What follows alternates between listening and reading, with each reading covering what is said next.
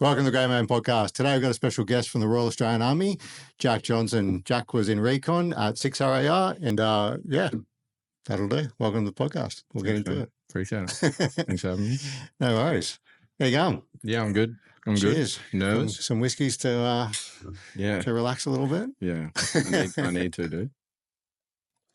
All right. So let's dig in. Where'd you grow up? Where do you hail from? So I was born in Albury Wodonga on the good side and the New South Wales side. Like full country? Yeah. So for 5 years we were in Bellbridge so I was born in Albury, but for 5 years we were in Bellbridge in Victoria, and then I moved up to Central Highlands, Emerald. So I think one of the guy that I was just listening to on your podcast before, he's from Middlemount. It's about an hour and 10 minutes from where I'm from. So yeah, Marty. Yeah, Marty. So country boys. Yeah. So pretty common for country boys to head towards the army. Not as common as you think. And we'll get into it in the podcast, I'm sure, but it's probably something the army does really poorly. Advertising the travel and the workload or in the country. I think it's just mining country out there. So you mean like they don't have the fucking ads on the bus stops and stuff like we do here? Dude, when like the fact that they don't have a 131901 on every single country football stadium in Australia is just mind blowing. But yeah, so I think there was a couple of guys from that I knew from Emerald that joined. But yeah, definitely not as many as you think. Which is a shame because they're 100% the people that you want. Yeah. Just used to living in the bush and fucking shooting and yeah, for sure, dude. So but yeah, Emerald was a good spot to grow up. I was there. So you're born in Albury Wodonga. For the good side, is there a bad side of Wodonga? Yeah, the Victorian side. No, so the Wodonga's on the Victoria border. But yeah, Albury was is obviously in New South Wales, and then I grew up as like from when I was born to about 5 years old. I lived in a place called Bellbridge. It's in Lake Hume, or on Lake Hume. It's like a little village there. You don't remember any of that though? Nothing. No, I remember a couple of things, but definitely I went back there once a few years ago, and I still didn't remember anything. So yeah. Pretty hard. So and then I think when I was 5, we moved to Emerald. Yeah. Yeah. And you remember living there? You were there for the rest of your life? Or? Yeah. Until so I did year 1 to year 12 in Emerald. So both like that at primary school. They had 2 primary schools or 3 primary schools at the time. I'm fucking shit at country towns. That's up here, Emerald? It's central Queensland, so about 3.5 hours inland from Recce, or 3 hours inland from Recce. Yeah, that's right. So yeah, and it's it's a mine dominant town. Like all the little towns around it, like Blackwater, Middlemount, Clermont, Mooroomba, all massive mining countries, mining towns. But so yeah, Emerald fluctuates in population so much. I think when we first moved there, it was probably in 2001. I think. Not that I was into population data at the time when I was in year 1, but I think, I think maybe around 5,000 people. And then in the real peak boom, I think when I was around year 8, would have maybe going into around 14,000. Like it fluctuates a lot, and a lot of FIFO dudes as well. But it was a good little town, man. Pretty small community. Get to know everyone, and it was super small, and very very country town. I just had a dude on here the other day. He's a Vietnam vet. He had 1,000 kids in grade 8 in his grade 8. Yeah, that's ridiculous. I think in my I think I had like 100 kids in year 12 or something, or maybe even less. Probably less, yeah. I still had like 700 people, which I thought was a big school, of all the, 8, 9, 10, 11, 12. Well, actually, I think, so my high school had I think it would have had 600 kids in it, but it was because of the old, like the towns around it, everyone would come in for the high school because it was kind of, we only had 2 high schools. So what did you do in school? Like obviously school stuff, but School stuff. Yeah. I did some math. Yeah. Now, were you real sporty or? Yeah, super sporty. When I actually played soccer when I was growing up from in maybe year 2. I don't know what age that is. 7? Year 2? 7? 7, yeah. Yeah. 6 or 7. 6 or 7, yeah. And then, I only started playing, like it's a massive rugby league town. Okay. That one's cooked. Is it? Yeah. As long as these ones stay on, that one's just like an extra. Yeah, okay. Back up. Yeah, so huge rugby league town. There's not really any other sports. That and netball, I guess. But and then started playing. I was really late bloomer in terms of playing rugby league. I think I started in year like under 11s or something. Whereas most of my mates like that are from there played rugby league since they were I think they had under 6s or something. So did a bit of boxing as well when I was there, but footy was like the main drive. Did you have fights in boxing or just did some No, so we did. training? Yeah, there was most of like training stuff. Most of the fights were all in-house like stuff that we did there, like training stuff, and I think we had a few events. But yeah, so my kind of friend group basically was all all footy stuff, and that's kind of what I knew when I was a kid. That's kind of what I wanted to do. I didn't really I was good at it for a while, and it's when I say good at it, I mean I was good at it in the country, right? So, and then when you make like rep teams and stuff, you realize that you're actually a bag of shit. Countries where all the fucking superstars come from. Yeah, it is. Yeah, and it is like I think like especially around central Queensland, right? Like Rocky, and if you add that into the talent that comes out of central Queensland is pretty ridiculous. Do you have any Queensland players from that you went to school with or played with? Dude, to be honest, most of my mates that I was playing with all ended up in rugby union. Like one of my mates, a guy that I used to play with for Central Queensland. I think he plays for Toulon now, and then a couple guys I knew went over. A couple guys played for the Rebels. A guy played for Kinsetsu Lions in Japan. More money.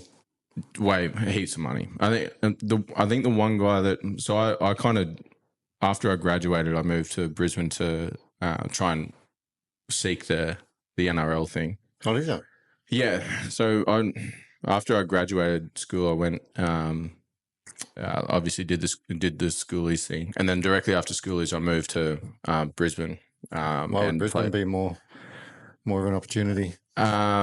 More exposure, I think, and the comp that I was gonna play in.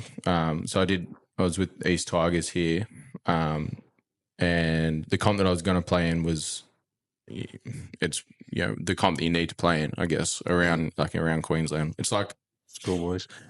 Yeah. East Tigers, that's down in Cooperoo, yeah. And then, so I did their whole preseason there after, and I was 16 at the time because I graduated, I graduated at 16 from year 12. What? Yeah, I think I say that, and then I was like fucking Sheldon Cooper. Nah, 3 months later, I was, no, definitely not, too. Definitely not. Yeah, I was kind of the polar opposite of it. Just want to get you out. Yeah. You've done really well. Yeah. Sign off. Yeah. But, yeah, and 3 months later, I was 17. But, like, moving out of home, like, at 16, and into Brisbane. I think I've only ever been to Brisbane maybe one, like a few times to play footy. But yeah, crazy, man. Like, You getting paid? no. So originally, when I was going to East Tigers, it was like I was doing their preseason and then hopefully getting a spot. When I was in East Tigers, I did like their whole preseason, and it was a fucked preseason, dude. It was so gnarly. They had this hill at near the stadium, and I'll always remember it, dude.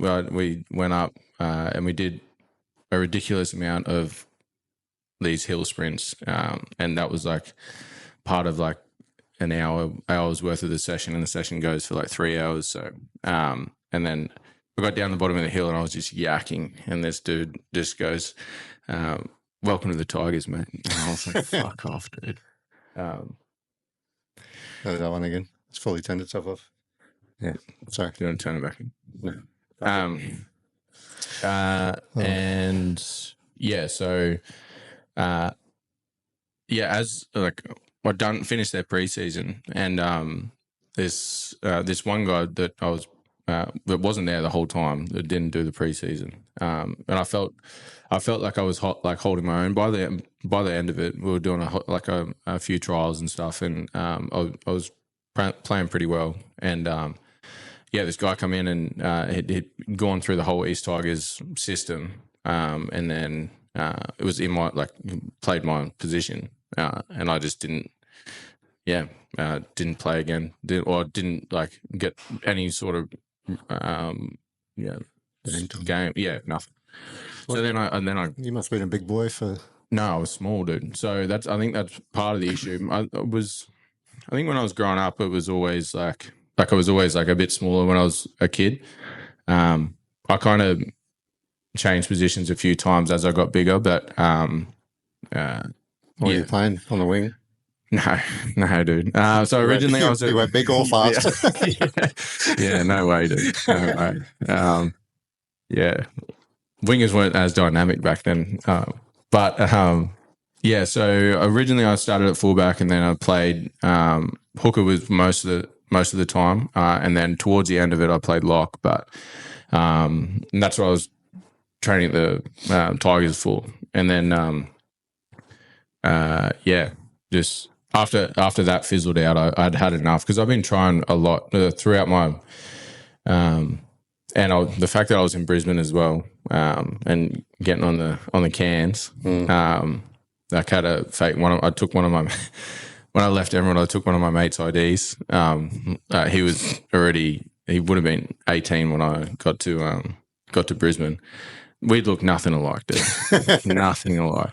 And it got me in everywhere for like I didn't care back 6 months. Nothing, dude. And then one time it got taken off me, and I tried to get in the casino once, and they were like, obviously they looked at it properly. I'd been in the casino before with this thing too. How old were you? 17. At the time I was 17, yeah. But I'd had like a full year to go until I was 18. So I needed something to. I needed to make some friends somehow. So did you? So you lived in the country your whole life, and then at 16 you moved to Brisbane by yourself? Yeah, by myself. Yeah. Who'd you live with? There was a couple.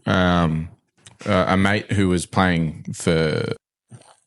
I think he was playing for East at the time, or trialling with East, or it might have been North, because I went to North after that. So after East finished. I went to North Devils, just in their regular club side, and I had the best year of playing footy I'd had in years, because it was just so fun, because we were just playing footy and drinking piss. It was good.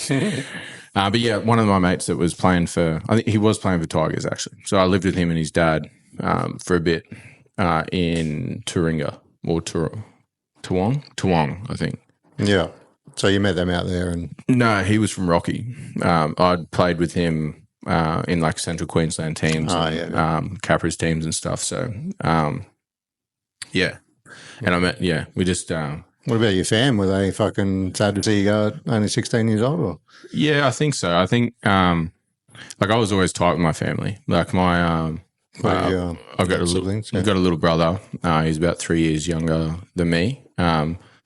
and my mum and my dad, they split up when I was 13, but they both stayed in Emerald for a while. Dad ran it's weird, man. The reason we went to Emerald was like I'm not sure, I can't remember which one was first, but he went because he raced bikes and fixed bikes and stuff for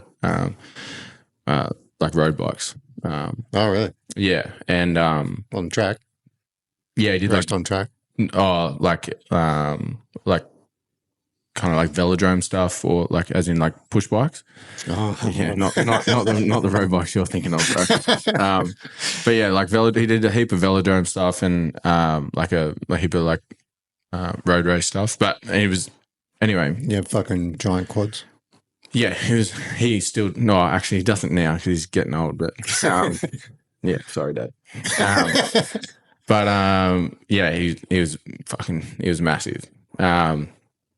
And yeah, so the reason we went to Emerald was because he yeah, like I said, I'm not sure which one come first, but he ended up getting he worked in the mines at some point, and then got a job as a radio in the local radio station there. And then mum's been a nurse her whole life, so it was easy to slot in a country town. Yeah, and then he ended up opening his own bike shop in Emerald, and he had that for ages. It was called Pushy Bikes. Yeah, he had this jingle, dude. Oh, this jingle that he had. I'm not going to sing it now, but no, but it sticks in your head. Dude. It sticks in your head, and it's what's the lyrics? No, I can't. I'll start singing it in my dreams.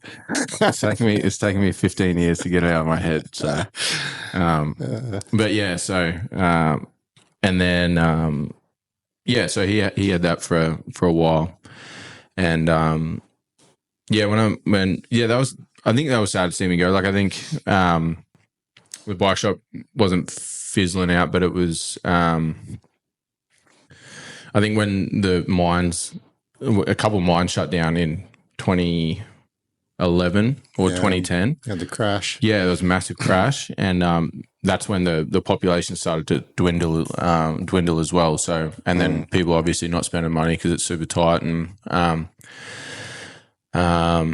yeah, so the bike shop struggled. Yeah, for sure. And like when small towns like that struggle, the small business. Everybody struggles. Yeah, everybody struggles. Small business is the first one to collapse. So,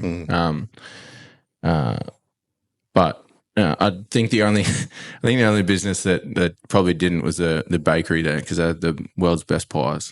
Yeah, dude, I remember that's where your fucking love for pies come from. Yeah, man. I think I've told you the story. I went. I went home one day when I was halfway through.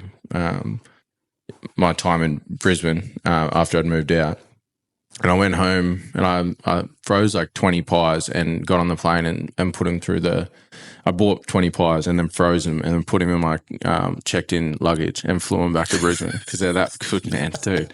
Fairburn Bakery in Emerald. Not that they'll listen to this, but dude, they're so good, man. Oh, I still think about them every day. That good, man. Yeah. What's your go-to? Bit of steak and cheese, or steak, cheese, and bacon. Yeah. They're I don't stray far from that path, dude. Yeah. So, but yeah, getting back onto it. Yes, I think my mum and dad were so. They missed me. I missed the pies. Yeah. Yeah, for sure. And just the two of you, just you two, you and your little brother. Yeah.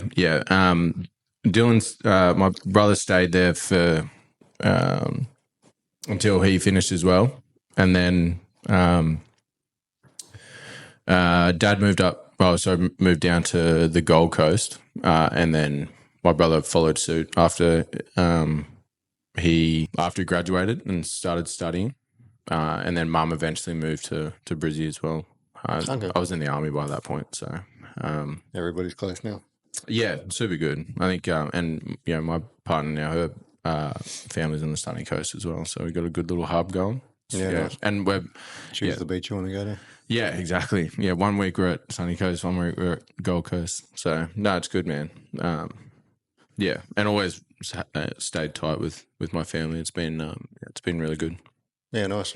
Was there any military background in your family that spurred that decision, or no? No, it wasn't. I don't know whether it was like a 17-year-old crisis or what. I think because I'd done a lot of partying in that year, and I've been training for the last, like, ever since I was in high school. Like, I've been training to play footy. Like, I was training twice, 3 times a day, even like going to school. You thought you were going to go all the way, or? Yeah, I think honestly one of the I think when I fully folded in the towel with it, the only person that made it like into NRL that was with me, he was it took him an extra like 11 or 12 years, or maybe even longer. Like, he only debuted last year, so and he was on a trainer trial contract in St. George, and I think his contract said that he had to play a certain amount of games and then they'd fully sign him, but he didn't get that many games, and now I think he's playing in Super League at the moment under Sam Burgess at the Wolves, I think it is. But yeah, like, it's so rare, man, to get into. It's it makes you 1 in a million. Yeah, and like it's like literally someone's whole life, and especially if someone gets in real, at an older age, like they've been putting their body through the ringer for 20 years to get to where they are, and if someone's like 38 or whatever, they've only got a couple years in them, and then they're gone. But yeah, it's crazy how short the fucking lifespan of an NRL player is. Crazy, man. And the fact that like people like Daly Cherry Evans are still playing like at his age. He looks like he's only fucking 17. Yeah, he looks like, I guess he does. But yeah, so when all that fizzled out, I think were you working while you were playing footy? Yeah, I was working in a bike shop in Wollongabba. Family business. No, well, it was actually, dude, it was such a crazy thing there, because I think the bike shop that I was working at was I don't know how I got the job, but they're probably like the premier bike shop one of the premier bike shops in Australia. Like, they were $20,000. They were selling. They did like $20,000 bikes, man. Like, they're like Specialized were working with McLaren and working and making these bikes. I think obviously they're more expensive now, but it was just a crazy experience. Fucking, we got a mutual friend, Paul, that he bought a fucking $27,000 pushy. Yeah, dude. So, bro, I sent him photos of like top spec motorbikes you could buy for that. Yeah, 100%. Yeah, it's bike. I didn't, obviously, because like in Emerald, like I was working at Dad's bike shops as well, so that's how I kind of learnt everything. But I'd never seen a bike over $4,000, and then I'm working on like.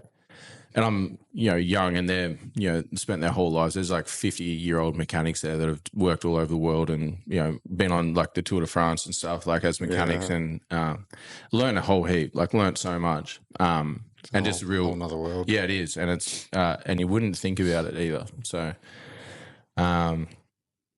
super. So that's how I was, making a living. It wasn't really much of a living too. I think I was on $600 a week. I think living in this this fucking frat house, dude, near Wollongabba. It was so wild, man. This sharing with seven other dudes and getting fucking maggot. Dude, this house, dude.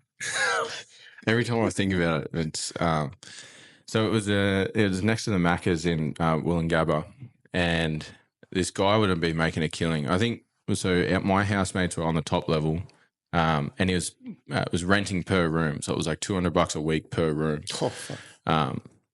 And I think he had 3 bedrooms on the top and 4 bedrooms underneath. I didn't see the underneath people the whole year, but yeah, dude, fuck, I did some growing up at that house, and I was 17 at the time. Like, I think I moved out of my mate's house in Toowong, and I think I lived in this frat house for like 8 months or 9 months. But there was this guy doing, like, there was a German, he was like a German student that was, I think he was dealing drugs on the side as well, but he's doing a PhD in waste management. Now he's, there was a Israeli dude who was he was a courier. So like working for,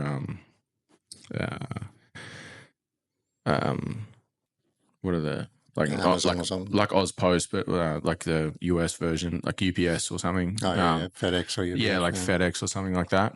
But he was ex-Israeli, like some sort of tiered special forces dude that had got out and come over to Australia, and he just smoked doobies all day, and like he'd be like driving, he'd get home like mega stoned. I was like, have you been? It's like smoking all day. He's like, yeah. I was like, haven't you been? Didn't you go to the Gold Coast today? He's like, yeah. I was like, bro.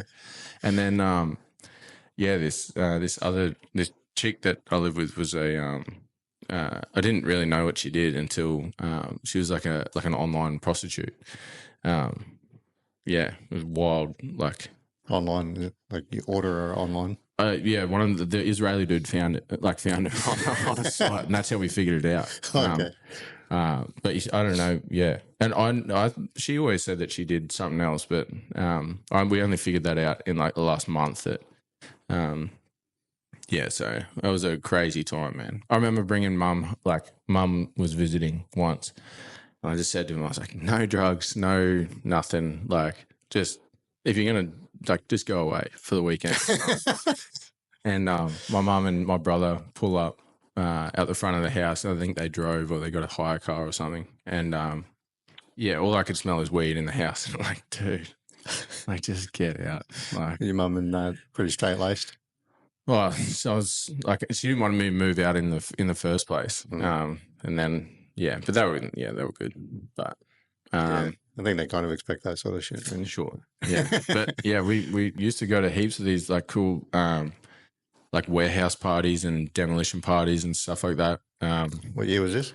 Would have been 2013. Yeah, right. Yeah. Nice to know they're still going, still going strong. Yeah, well, at the time they were, yeah. It was super cool. Like, and like if I was just clubbing, like wouldn't have saw that scene at all. But it was real. It was super cool. That whole scene. But I think I did a whole heap of partying, and that's when I think I made the decision halfway through 2013 that I was going to join. Why? What drew your eyes towards that as an option? I don't know. I'd always liked the idea. I didn't want to go to uni. Because at the time as well, they didn't have not that I would have done. I don't think I would have done a gap year, but they didn't have any gap year programs at the time. Like, it was like you're 4 years locked in, and I was like, I think that stability at the time. Now that I'd like given up on footy, and I was just floating. Do you have close friends and stuff that you were worried about leaving, or you're just like, fucking, I need to break this cycle of getting fucked up every day? Nah, I think I was just curious as a kid, eh? Like, I think, like I'd always, not that I don't think I would have regretted not doing it, but I was like, fuck it, like I'm doing nothing at the moment. I don't want to go to uni. So yeah, may as well. And like infantry was kind of the only thing that kind of stood out for me in terms of, what I wanted to do. Didn't think about the other services? No. It was, like, I didn't even think about, like, officers was suggested to me, and not that I really knew what that was in the first place, but I just knew. Infantry was definitely my thing, something that I wanted to do. So yeah, nice. So I think I ended up getting in July 2014. So you really didn't have anything any loose ends to tie off? You just fucking... Nothing, dude. I left the frat house and off I was. Yeah. Is your mum and dad supportive of the choice? Yeah. I think like dad, when he was younger, he was like an ex-copper in King's Cross in Sydney. Like he was proper sort. And then mum obviously, I think sending anyone off to like the army is probably not a mum's final fantasy, but not a mum's favourite thing. yeah, for sure. So like they were always supportive. I don't think anyone ever told me that don't do it. Don't do it. Yeah, it's like people, like you always meet people who say like I would have joined, but my mum like told me not to. It's like, dude, you've actually heard that? I've heard that. So what the people fuck? have said that to me all the time. I've never heard that in my life. Yeah, I've heard that all the time. Wow. Yeah, crazy. So fucking, how old were you this stage? 18? I just turned 18. So so you went in. I ditched the any fucking, what'd you ditch? The fake ID. Because I had a real one at the time, dude. Any struggles getting in? Fucking aptitude and everything was sweet. And I think around 2011 or 2010 to 2013, they were screaming for grunts. So I had no dramas getting in. Or if I remember correctly, like I said to you before, I'm the worst person to have on a podcast because my memory is so shot. But I think even if I wanted to do another job, it was like a wait for. I think they were really trying to push dudes into grunts. Yeah. So it was like a wait for. Yeah, you could do this, but you have to wait 2 years. Yeah, and dogs. Yeah, so it's lucky you wanted to be a grunt then. Yeah, for sure. I think that was my. I'm not. I can't remember if you do preferences or not, but that was definitely the first one. So they were like, get on the bus on this date. So you're on the bus. You go to the airport, fly down to Sydney. No, we drove. I think we drove the whole way. Oh, really? Yeah. I might have flown to Sydney or. Yeah, and then you drive to Wagga. Yeah, and then drive to Wagga. Yeah. So what was that like? All excitement or? I think there was a bit of nerves. I think the only thing that I really remember about Kapooka is like the first day, as in like when we got off the bus.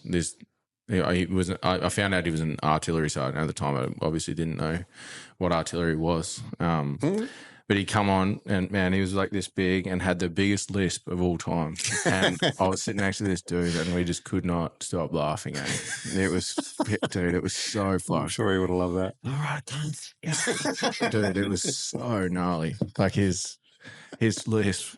It's probably the worst thing that could have happened. And I reckon, like, knowing that about, like, instructor style at the moment, they would have done that for a joke and, like, purposely done that. So, super, like... The other seccos light you up or what? Yeah, oh, dude. We were getting lit up the whole time. I think, whatever. Yeah, we had a... it was super, Kapooka, it was... I didn't find it challenging, I don't think. I think... it was a very, like it was challenging. Like you're getting yelled at every day. Like that part, obviously. Not challenging to stay out of trouble or anything. Though. No.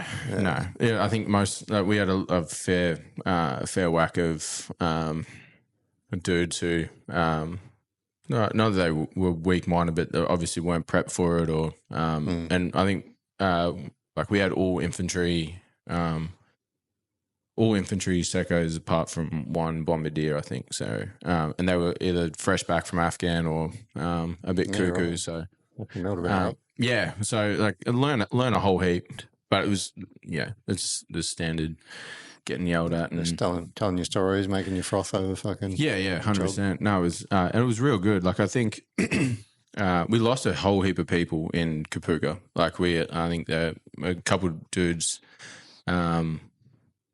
I don't think they went like clinically nuts, but they were like the dudes like pacing up and down the hallways all like, and they, and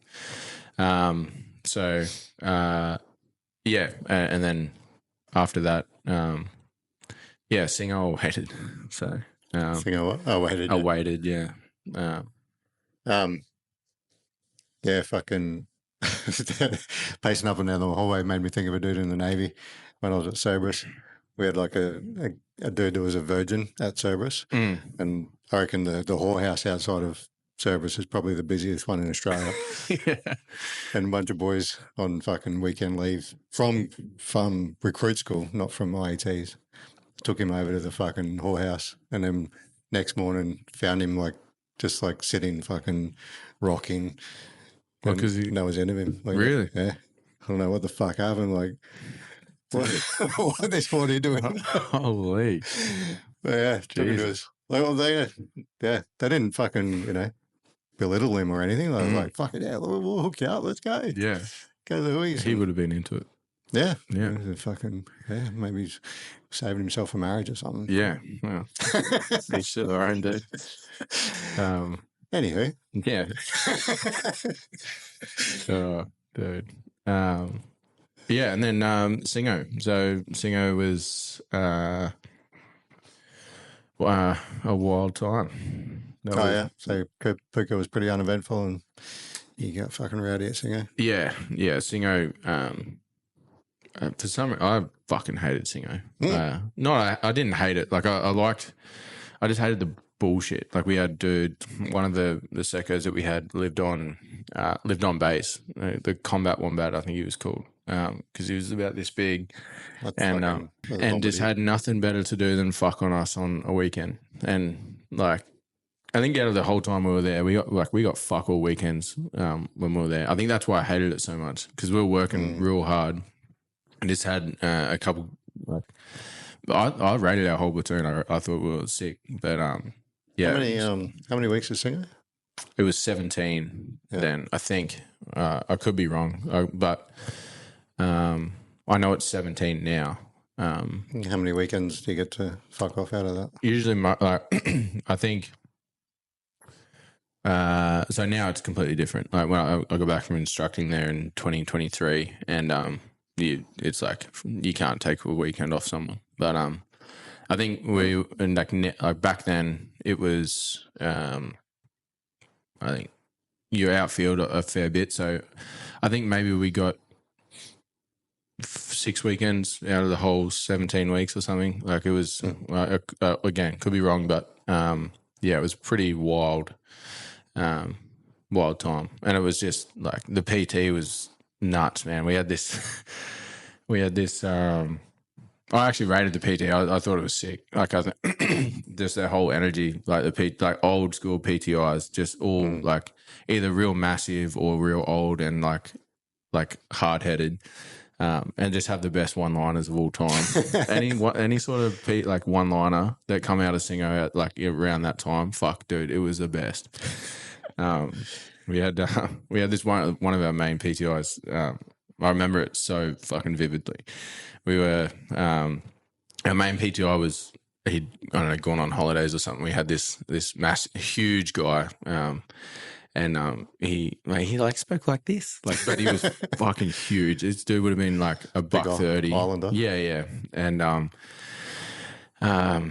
well, we did this like pretty cooked PT session, and then he goes, all right, fellas. Fuck, that was awesome. For that, we're going to play a game. It's called push-ups. Do them. Dude, we just did push-ups till our eyes bled. It was fucking gnarly. And he did and then like I think like a couple of days later, we did the same thing, and then we did a PT session, and then it said the same thing, but it was a beep test, and then he just said beep, and then like, dude, it was yeah, and yeah, most of Singo, man, like I made such good mates there, and I had I think the bond that we made was pretty cool, because you do. Yeah, it's definitely at the time, for most people, it's the hardest thing ever done. And it's very it's the same with like most things in the army, but very enduring, right? Like you're just in the zone for 7 days or 5 days of the week, and you just scrutinize the whole time, or so it's super taxing, I thought. And that's probably again why, and the bullshit of like, I don't know, folding your bed or something still was there. And so you did the same. Yeah, not as gnarly, but as Kapuga, but king shitter and all that. Yeah, same shit. You didn't have to. I think it was more relaxed. Like you wake up and go do your own thing, but like in the morning, you just had to make sure shit was. But if it wasn't clean, that's the thing. Like if it wasn't, like someone had fucking, I don't know, leave a sock in the dryer or something, you'd lose a fucking Saturday over it.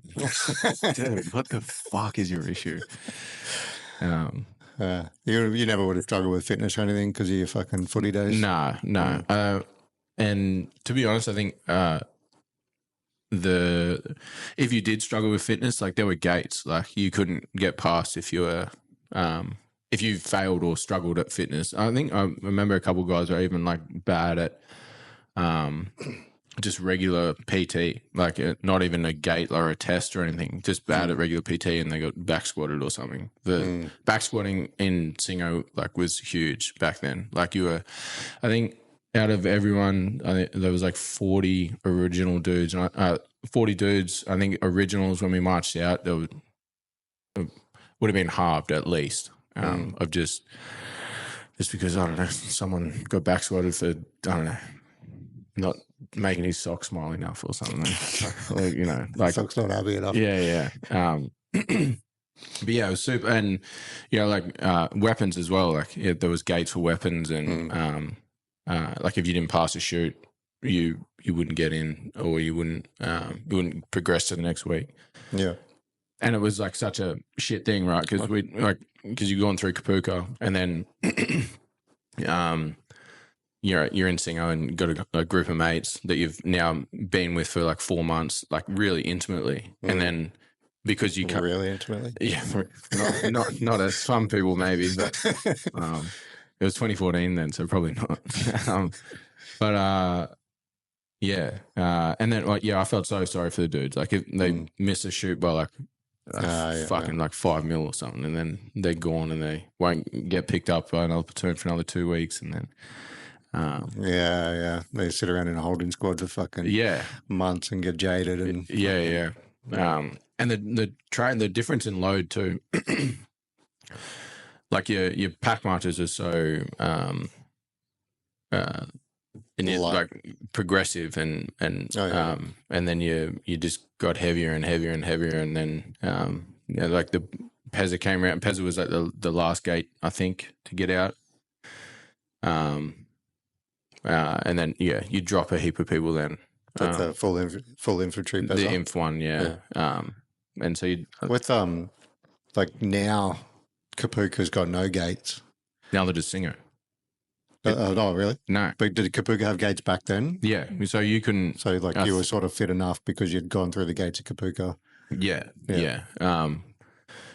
I don't really know about. I know there are a couple of guys working down there at the moment. I'm not sure if they have gates or they do or they don't. I'm sure any sort of safety stuff, but most of them would probably just get passed on. But the obvious ones like weapon handling, fucking mistakes, or NDs and stuff. But like all the, like RP3 Alpha and all those sort of fucking, and the beep test and the Pezza and stuff, you don't have to pass them anymore. Yeah, they're just like your unit or something. Honestly, man, Singo's I hate to say it, like Singo's almost the exact same now, right? Like the standard is so, and it shocked me. Like, and it didn't shock me as much because I'd heard about it and I'd seen a quality slip in people, and it's not the individual's fault. Like, it's not anyone's fault but they're just not being given the opportunity to, like actually, push themselves, right? And so, sorry. But yeah, so the gates are almost, so there's no Pezza anymore. It's a Pezza-like activity. So, which they call it a hardcore, and the weight is, I think, so infantry Pezza weight's like 45 to 55 for 15 Ks in like 2.5 hours or 3 hours or something, within a bracket. I think now the pack march is no more than 25 kilos. 25, yeah. Which is like crazy. When I was doing it with them in 2023, because we had to do every Pezza with them, like I would take out everything but my sleeping bag, a ration pack, 2 liters of water, and that's all I had in my pack.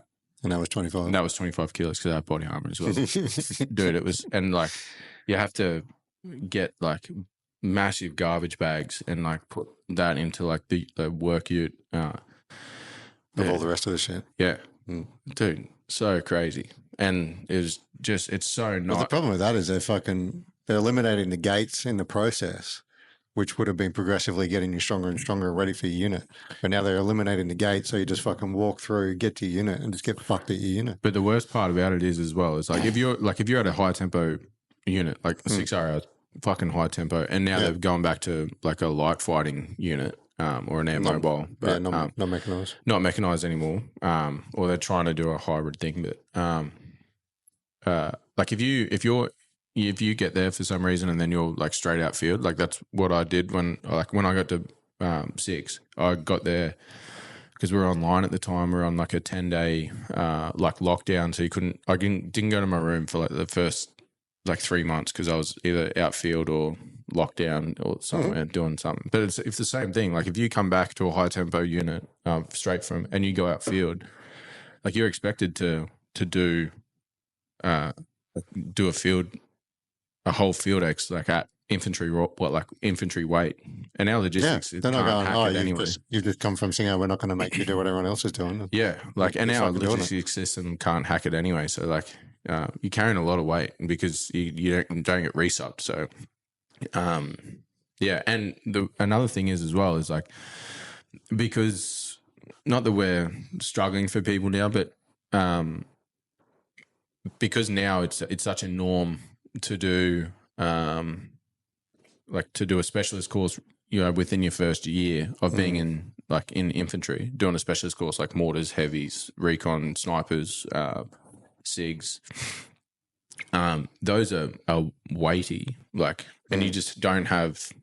Some people do, like some people crush it, right? But if the majority of people really struggle, and I saw it every time I was doing progressively, right, over the 11 years that I was in, I just saw different amounts of struggle each year of just like, if I was instructing on a recon course, for example, like I think we did a weight thing for one of our like DP1 stuff for like an RS patrol, and it was like I think a SIG is carrying like 80 something kilos of equipment, and then but if you do that right, and you're coming from Singleton at 25 kilos, you've tripled your fucking weight load. Yeah, is that triple? 40, 40, 60, yeah. Yeah, like more quadrupled. Yeah, almost quadrupled your weight load. In the space of if you let's say that you get to Singo and then 3 months later it just happens that you're on a recon course or a heavies course, for example. Heavies are more. It's just bad for your body, man, and to go from nothing. That's not it. You can't even blame the individual, like no, at all. And then, but then it's frustrating, right? Because like you're trying to train someone to a really good standard to act because you know what the job is like, and you don't make them do that. Yeah, and you have to pull back, man, because otherwise Army's very risk averse. Like obviously, I think I think it's rightfully so. Like I think a lot of the things that we did when we were young was just like absolutely ridiculous and stupid, and it fucked me. Reckless. Yeah, just very and what like. There's a difference, right? I think there's a difference between training hard and fully making someone do something that will fuck them for the rest of their lives. You know what I mean? Yeah. So, and I don't even think it's a fine line, right? I think it's when something's fucked, but I think we've just gone way too far the other way. Yeah, too risk averse now. Way too risk averse. Yeah.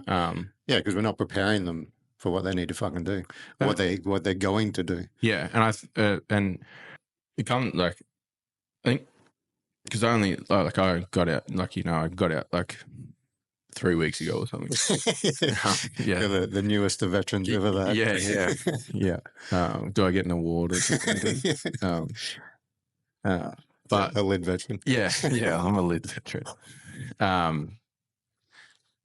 But yes, like it's the hardest time. Like, I think Army's structure at the moment is like very business model orientated, right? Like it, and you can see it. I've seen it especially in the last like 4 or 5 years. I think it's very apparent after COVID. COVID changed a lot, I reckon. Yeah, it did for sure. but it's a very business model now. And there's a lot of, like, as a sergeant, right? Like the amount of time I spent on a computer was outrageous. I'm an infantry sergeant. Like, You loved it too.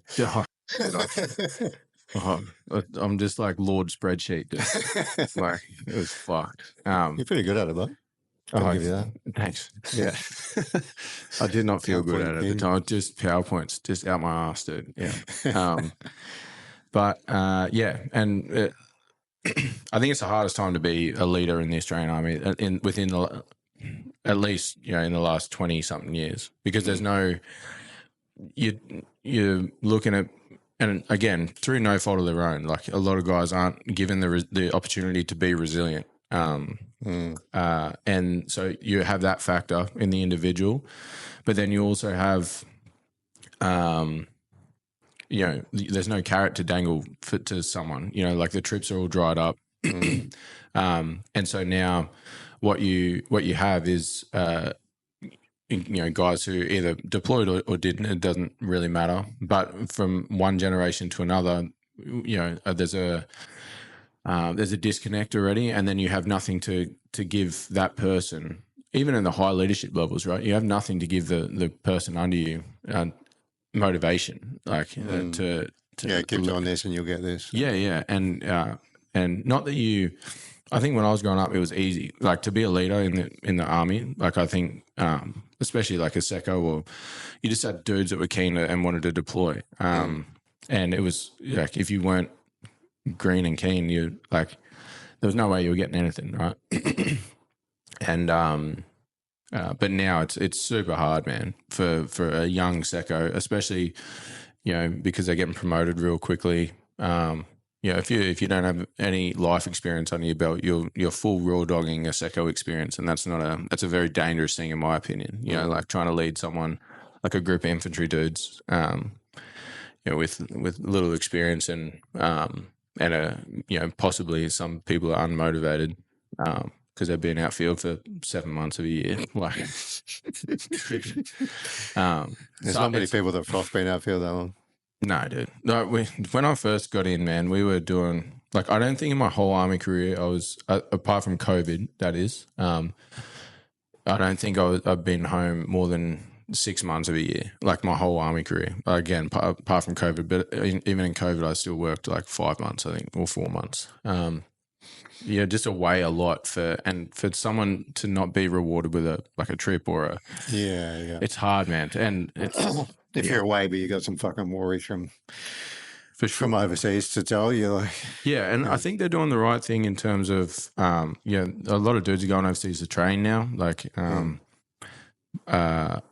there's that Ukraine thing now happening as well, so like them training Ukrainians. I think that's a good opportunity for people, but they get gongs for that.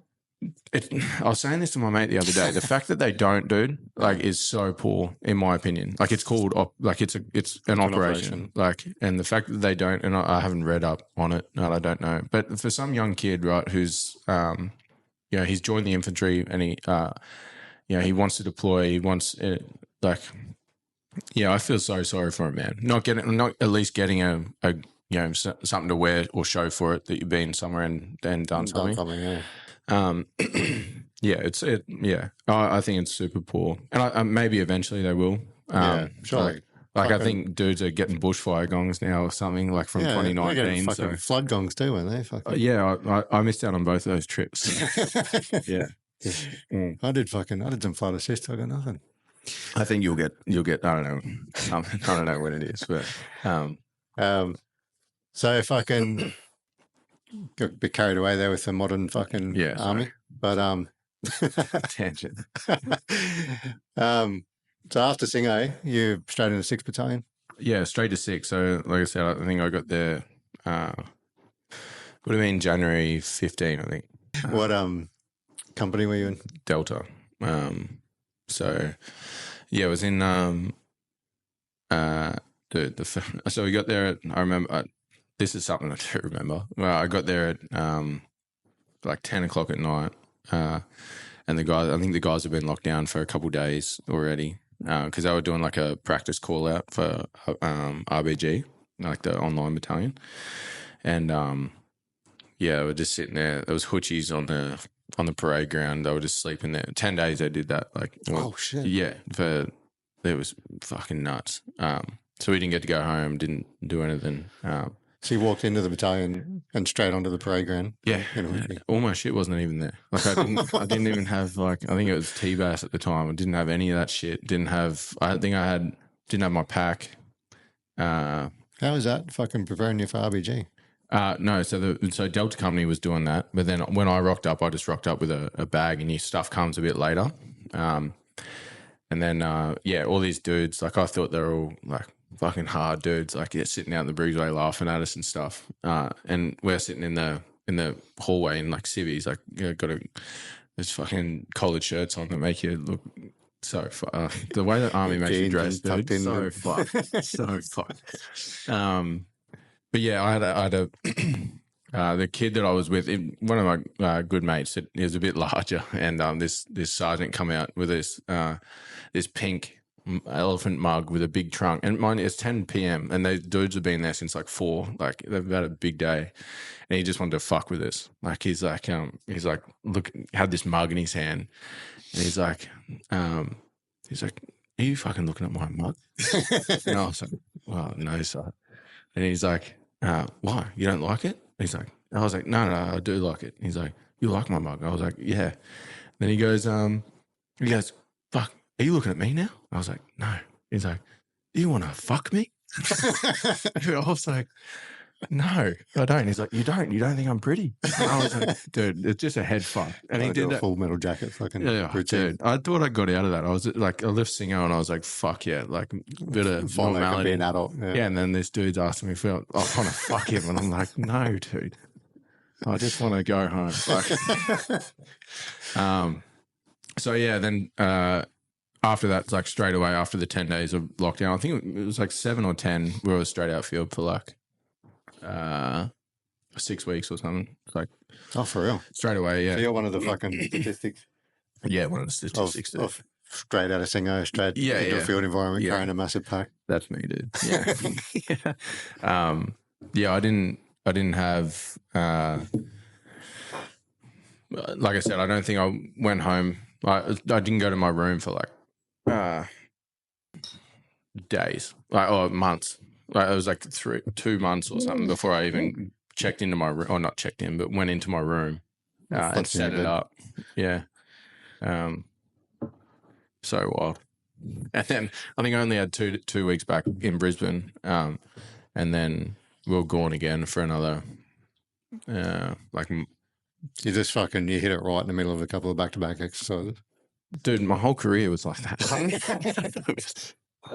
6 hours is just a back-to-back exercise. Oh man, we were doing some of the exercise 6 hour, and I didn't actually realize that most of it, and some units do, but like people, one of my mates when I was in Singo was telling me about the exercise they do with 3 hour in Townsville.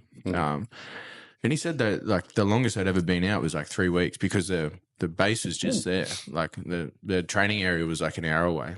Oh yeah.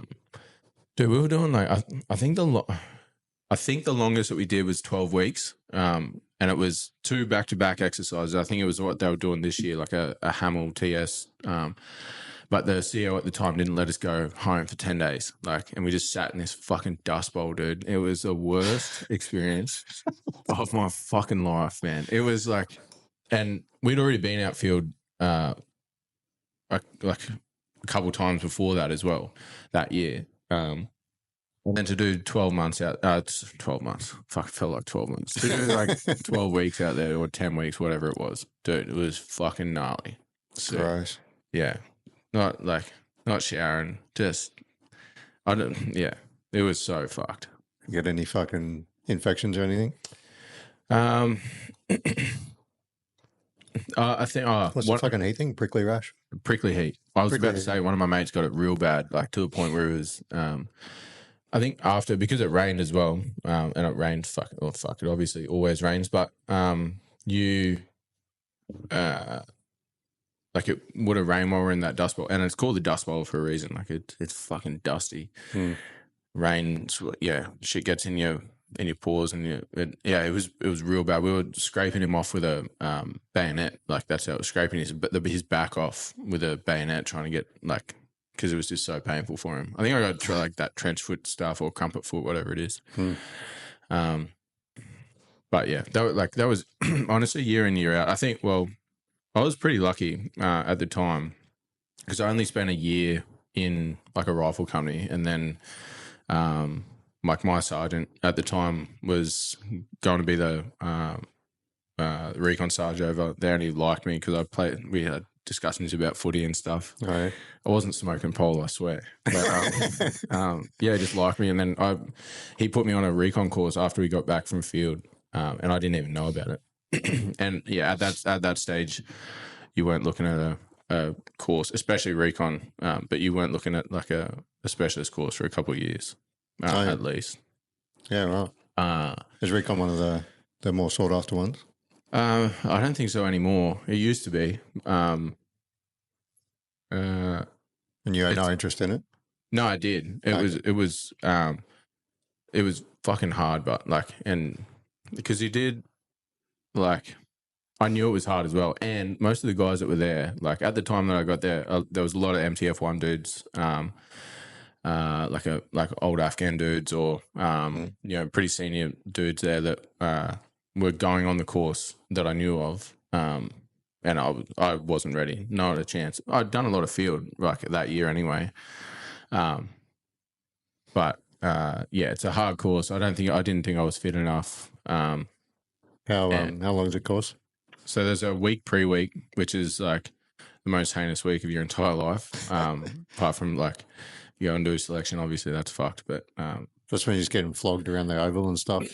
Yeah. So pre-week is and it fluctuates. But pre-week it had you were doing like 2 or 3 PT sessions a day, more like a lot of minor skill, like infantry minor skill stuff, judging distance, doing like obs lanes where you're searching for stuff through binos, and do like NAVXs up the back in Inogra, but mostly on base. Now, I think that was the first time that RS, 6IR RS had done a pre-week on base. Usually they do it off base because they didn't want people to see what they were doing, and because it actually did, like the week, I think the year after they saw like a drop in numbers. Yeah. But yeah, it was a super gnarly week. The whole course was gnarly, but the pre-week was it was super eye-opening. I guess a lot of the boys would have been around as well, fucking, for them to whinge at, and like, oh, this is fucked. Yeah, 100%. And because when you come back from being off base, you'll be like, yeah, it was all right. Yeah, and you're sleeping on the concrete, and for a whole week, you're not sleeping that much. Like you're doing like proper ridiculous PT sessions. Like I think it might have been in the course. I think we did like 2. They tried to make us do like, we might have actually done 2 Murphs. Like, you know, what a Murph back to back. Yeah. Or did something. It was something along those lines with weight. No, one with weight. I couldn't do 1 Murph with weight back then, dude. Still couldn't do it now, but yeah, just crazy PT sessions. Like the Murph, for anyone listening, 1 mile run, 100 chin-ups, 200 push-ups, 300 squats, and then a 1 mile run. Yeah. And with weight means wearing a weighted vest of 10 kilos. Yeah. We were bitches at that time, so no weight. But yeah, they do stuff like I think I remember in my pre-week, you'd do it like a BFA, like at like fucking some ridiculous hour, like 3 o'clock in the morning or something. And then you'd finish your BFA and then get back, and then the PTI would stand there and give his BFA speech again, and you'd start a new BFA and then you'd do another one and then come back, the exact same face, exact same expression, and then start his BFA speech again. Warm up. Yeah, 100%. Go through a warm up, go through everything. It's super sadistic, man. But watching that stuff kind of and doing it, like funny, like, but at the time you're like, Fucking hate your life. get fucked. Dude. But yeah, that I think my course that we did, and everyone's course you talk to, they'll say my course was harder or something. But my course gave me a lot of material for running other courses and stuff like that. Like it was just full of good like one-liners and but yeah. So how do you 1 week pre-week and then you get into the course? Meat and potatoes. Yeah, so they do a BOS after the pre-week. So they'll cut like BOS means king comes out. Yeah, taking people off. So like there was heaps of dudes that pulled off anyway, but they still, I think we come in with 30 dudes on the course. I think they BOS 10, so there was 40 on pre-week, and then they BOS 10, and then 30 of us went on. And then you're straight onto the course. I think most of our courses, actually, we did a lot of our course at Canungra, but then we did basically all the field phase of it was in Shellwater, and we were sleeping in the toilet blocks there. And dude, it was the most rank. Mine toilet blocks on that field. No, apparently the Sarge that I had is super good, but I think I wasn't sure what happened back then because, to be honest, I was just worrying about myself. To be honest, like I didn't really go into the goss of what happened or whatever. But I think they had like a double booking and the accommodation blocks were. And honestly, dude, we slept in the shower block there. Like usually like a 240-man camp or something. Yeah, wherever the concrete blocks. Yeah, in Shellwater up at Camp Girl, they have those shower blocks where they hang the shower heads from. And that's where we all slept. There was like 30 of us in this, and we were next to each other. We get woken up every morning and at like 2:00 in the morning doing some ridiculous PT session, then trying to go back to sleep for like an hour, and then all day worth of lessons and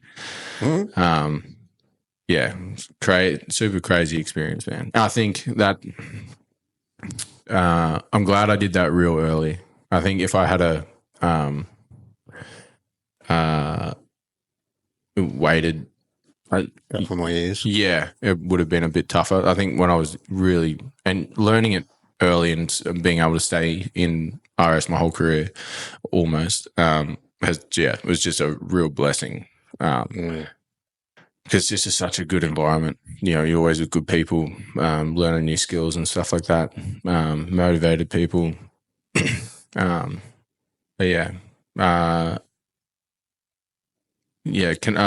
stuff at Canungra is mostly like theory-based stuff. We did there's like 2 back-to-back 24-hour NavXs there, which is like a crazy... Naving in that NavX is one of the hardest days I've done in my fucking life, man. It's such a crazy, just Lantana field. There's like a place called Devil's Elbow. Like it's just like this Lantana. I remember like at one time, man, I was trying to find this checkpoint. And I knew where it was, but I was going down and I just couldn't get past this Lantana. So I took my pack off, like started cutting with like secateurs and stuff. And I'd been going for like an hour at least. And I look back and my pack's like 20 meters away from me. So I put it back on and then just like jump. And I just like go through all this lantana, cut up, like I'm all cut up. And yeah, it's just it was a very, and then you do it again the next day, like for 24, like, yeah, it's like a 48-hour thing. So very crazy. And it's all underweight. Like it's like proper, like DP1 recon weight. Like stuff. What's recon weight? Just like you have like a ridiculous amount of water, like a ridiculous amount of food. Because so how recon like RS work is that like if you're doing like most of the time if you're dismounted anyway. I think it's different if we're mounted. When we were mounted, we were doing like 10-day like self-sustainment stuff, but we could probably push out dismounted sustainment out to like 4 days. So you're carrying 4 days worth of stuff. And dehydes or full? Yeah, dehydes. But sometimes we didn't. Sometimes we did. But I I think I did a year. The first year that I was in 6R, I started like I ate main meals, and then I did so much field that year. I could not stomach a main meal again unless it was a dehydrate. So the rest of my army career, I did not eat a wet meal. Like I'd take like wraps with peanut butter or something. Like, but the dehydrates most of the time we got them. So, but I was going because I needed heaps of water because I sweat heaps or I just run real hot. So I just carry like 12 liters of water. What are you looking at total? Like 70, 80 kilos? Yeah, I think SIG is definitely like if you're the patrol SIG, you're definitely the heaviest because of the batteries and the radios and the like the laptop and stuff. But yeah, I think you'd probably be running around 70 kilos, like average, and then SIG's probably a bit heavier than that. But yeah, so originally when we were first in there, like we only had 4-man patrols. I think we ended up going to 6, and then we went to a hybrid model where like we had we'd have a pair of snipers and like a pair of snipers and 4 recon dudes in like a patrol, which was cool. I think it worked. That was probably the best kind of dynamic that we had. So what's the difference between recon and sniper? So you have like snipers basically work in the same kind of systems. So like their sensors, they just have the long range target acquisition stuff. So or prosecution stuff. The recon kind of work in the same parameters, but it's more information collection on like the enemy or terrain or whatever it is. Like there's a lot of like transfers. So it's like you're still like sneaking around and looking at basically the most forward edge of any battle space environment. But very, like information collection, and you feed into the intelligence cycle.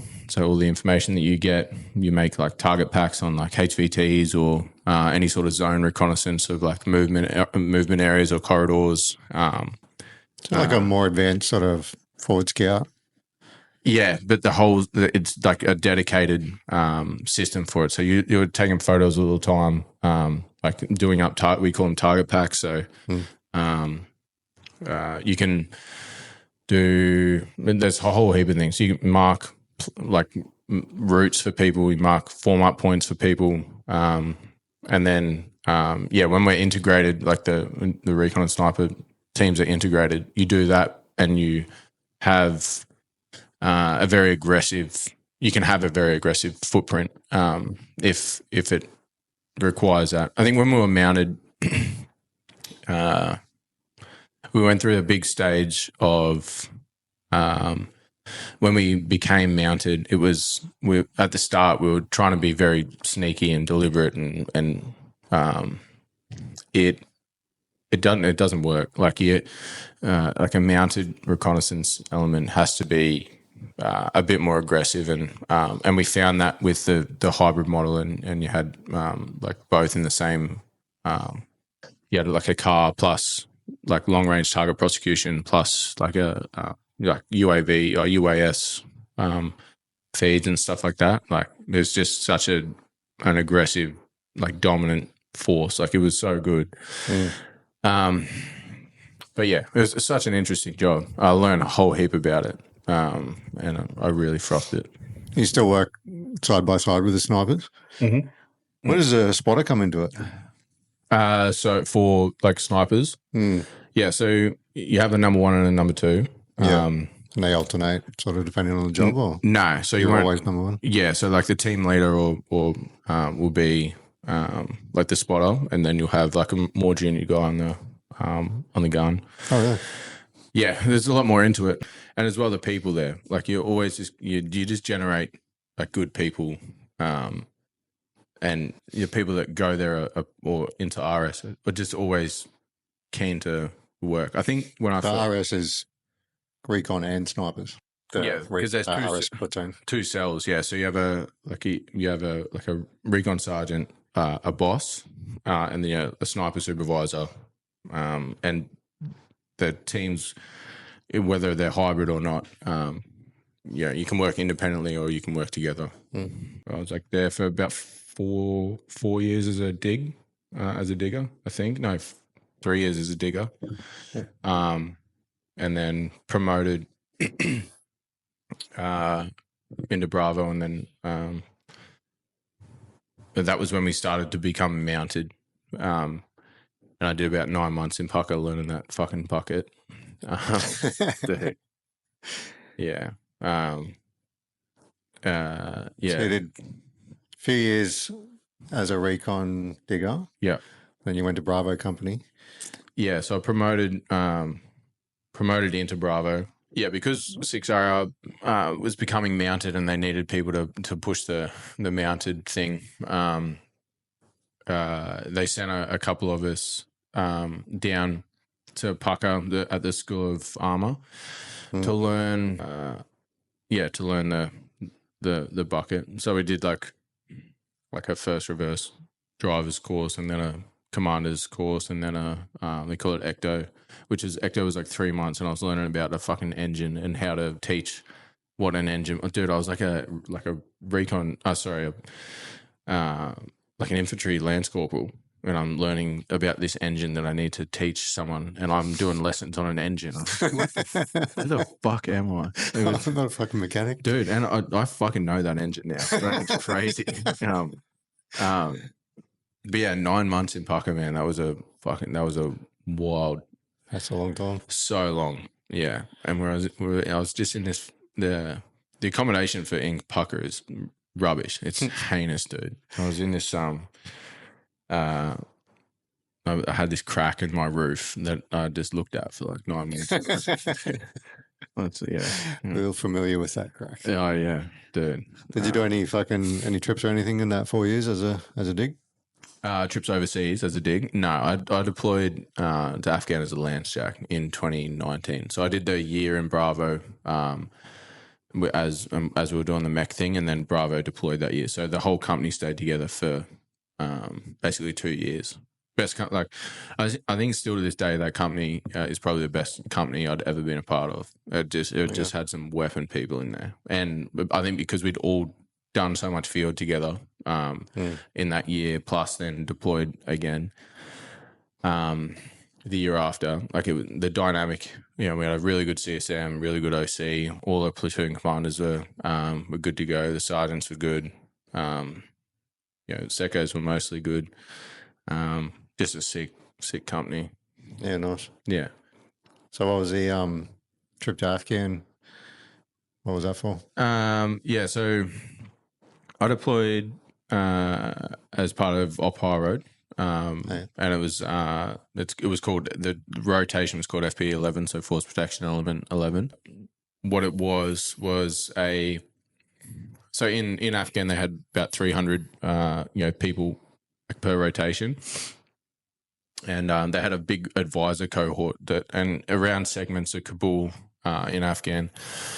Different advisors were doing different things. Like, I think the breakup was, Karga, which is like basically the RMC of Kabul or of Afghanistan, where all the officers were trained, and so their advisors would do that, and then you have to have the security for the advisors. In HKIA, which is where I was, there was 3 different elements. So there was like a P&B section, where we're basically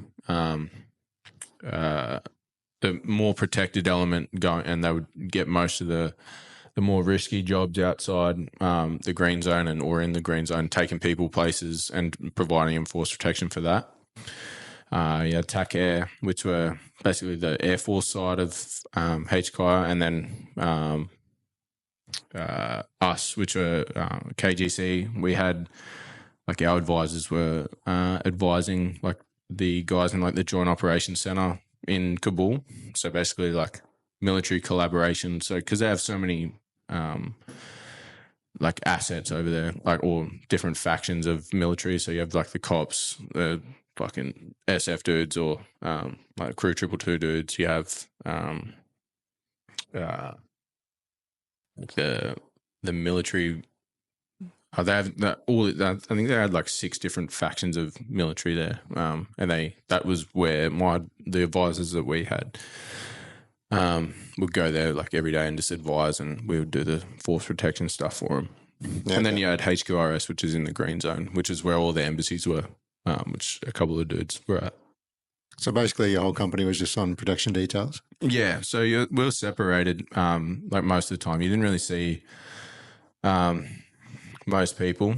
Like for example, I think the only time like I saw the dudes at cargo, like I did when the 2 1-star generals were like all the brigadiers were handing over. I was like one of the close personal protection for them. I flew around Afghan a fair bit for a few weeks with him, but that was the only time I saw the dudes at cargo.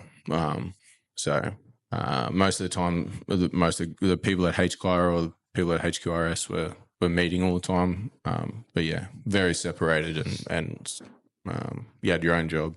You have to do any sort of extra training for the CPP stuff, or isn't that usually MPs that? Yeah, so the reason that I had to do it was because they had an MP over there as CPP, and then, but then he was the CPP for the 1-star that was already there. So when they had a handover period, the company needed to supply like a CPP.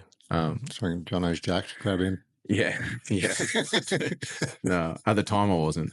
No, by the end of it, I was. Yeah. So yeah, that was the reason that I did that.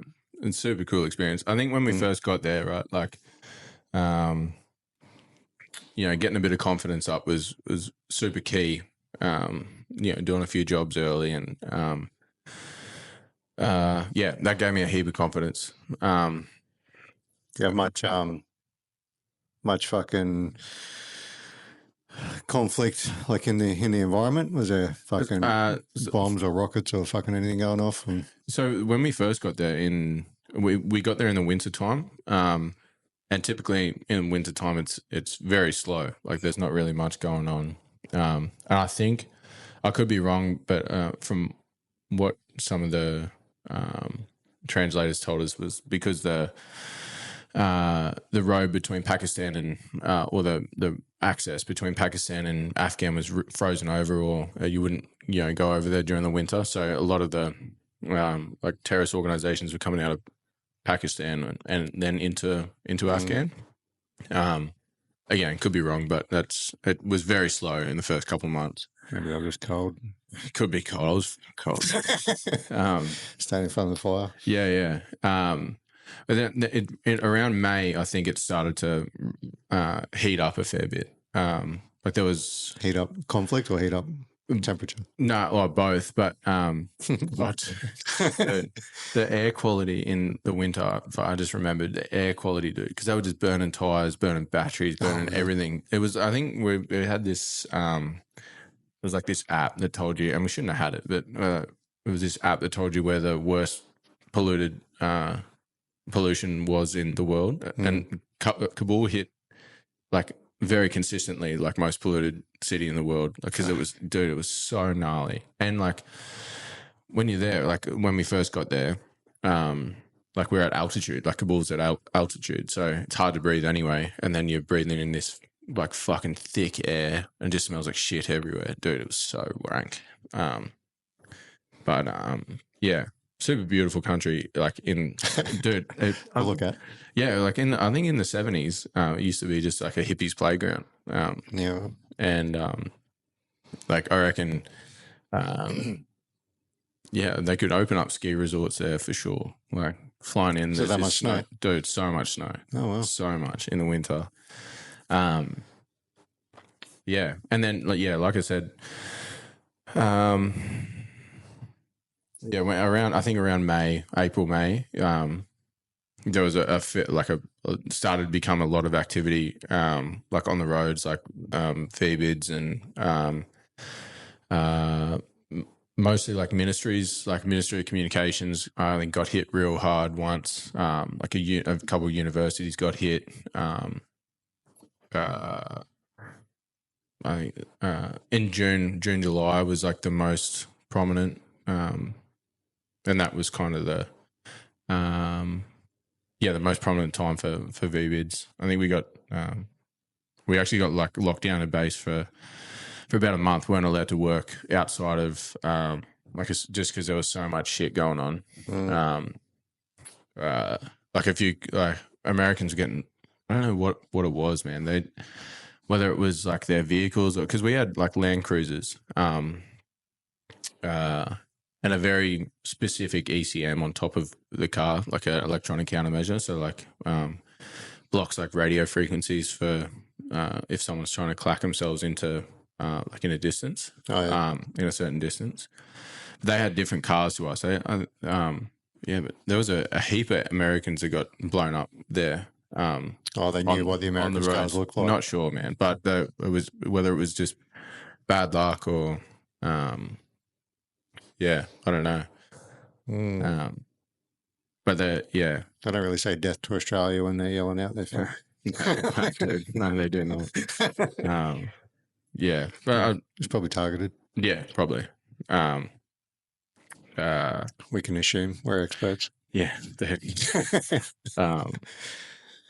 I think, but most of it was targeted at. So you never had any run-ins? No. So when you with the force protection stuff, like it's when you're doing the security, it's if you did have a run-in, you've read the room wrong, or you've poor planning. You haven't planned something properly, or like it's just sheer bad luck, right? Funny thing, I was thinking about it the other day, like Afghans are real temperamental to their environment. They're very community orientated, right? And then I think a big part of when we first got there was like establishing relationships with the like local people that were working in the area that we were operating in, because I think like if you don't establish relationship, even try and talk to them and understand their charisma or their characteristics, you don't then understand if they're having a bad day or they're aggressive or they're so that was a big part of. But you could see it, man. As soon as something happened, like there was a wedding across from where we were working. There was on a Saturday night, I think there was like a wedding hall that got clacked by one suicide bomber. Killed 82 people in one hit and injured like 150. The 2 weeks after that, like I think we got to like a location, like the location that we were working at, and I think we called a couple of missions. Like we were like, nah, everyone's just a bit too volatile here, and it was real weird, man. Did you have interpreters and stuff teaching you how to sort of read those expressions? So we had good interpreters, and the Terps are real, like they're genuine people, man. They were so good to us, and like they would tell you. Some of them would tell you if they thought something was up, and most of the time they were right. Like if there's a couple of areas that we worked in were like weapon-free zones, and like if we would have picked up weapons majority of the time, but for some reason they thought that someone had a weapon on them or something like that, they'd tell us straight away. Yeah, that was solid, man. They were real good. The problem is though is that like sometimes you get like insider threat is like the biggest, that like unless you're not on the road, insider threat is like the biggest threat for a force protection element. Green and blue. Yeah. So and that's why it's so important to establish rapport. But if you get a new person, that's obviously then a threat. And unless you establish a rapport and you understand who they are, and then you can work off their idiosyncrasies from that. But it's just very it's wild how situational, like how community driven they were, and reactive to what happened on the outside of the place that they were working at. I guess it's all pretty close to home for them. Yeah, and it's funny, man. Like Kabul, like you drive around Kabul at night time, it looks like Vegas. Like it's like lights. They have like when I flew over a like a it's like a Wet and Wild, like a theme park there that was running. Like it's a super. It just reminds you of Bali or Thailand or Right. It's not the images we get back home. no, it's not, right? I think that like, Kabul's their like capital, right? So yeah, but like some of the videos that because we have GoPro videos when we were driving around. But yeah, and it looks like realistically, if you weren't going to get blown up at most corners, you would go there for a holiday, right? Yeah, and it would have been so frustrating for them because like imagine living there like that, and like there was one guy,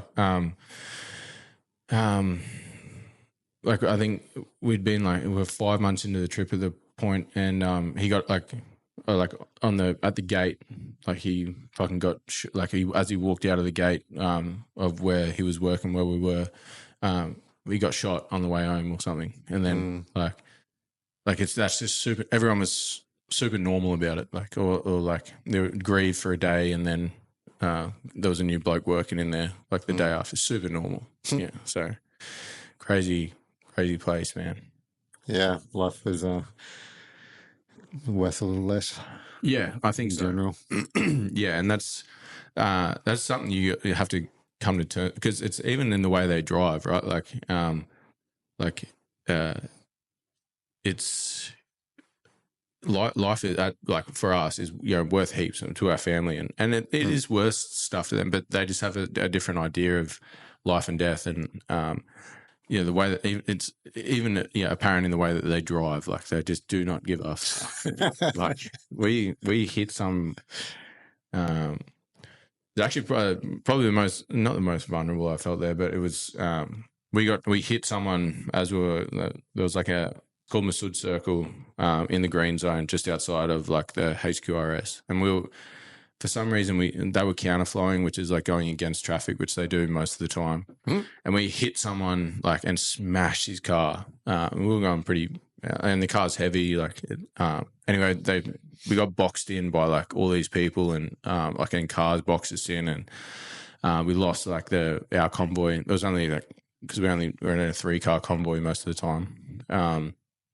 But yeah, it was fucking gnarly, and like this dude just gets out, and like we had like crash bottles, so that just they take it to some place, and if you write void on it, and then it's just in a plastic bottle, you stick it like down the bulletproof windscreen that goes down like this far in like an hour. It's fucking, and you just smash it out the windscreen, and Okay. but yeah, they're just and he just like gets in his car, and like everyone's fucking mobbing the car and stuff like that, and he just drives off, and like they just don't give a fuck about, like he fully could have just like rocked this dude's world, but just doesn't care, just wants money, or He drove off, limped away in his smashed car. Yeah, and then when we got because he obviously went to the place to get money, and he was fucking talking about like all this stuff that on the car that wasn't us, and I was like, I didn't do that, dude.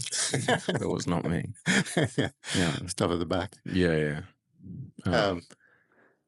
What you guys, when you get fucking mobbed by a big crowd like that, get out and form all around security? Or? Nah, you don't get out of the car. It's there's too many people. There was only 3 of us in the car. We had an interpreter like in the back. You just got to try and like drive, like not at people or over people, but you just got to get out of there. Oh, so you just edge your way out? Yeah.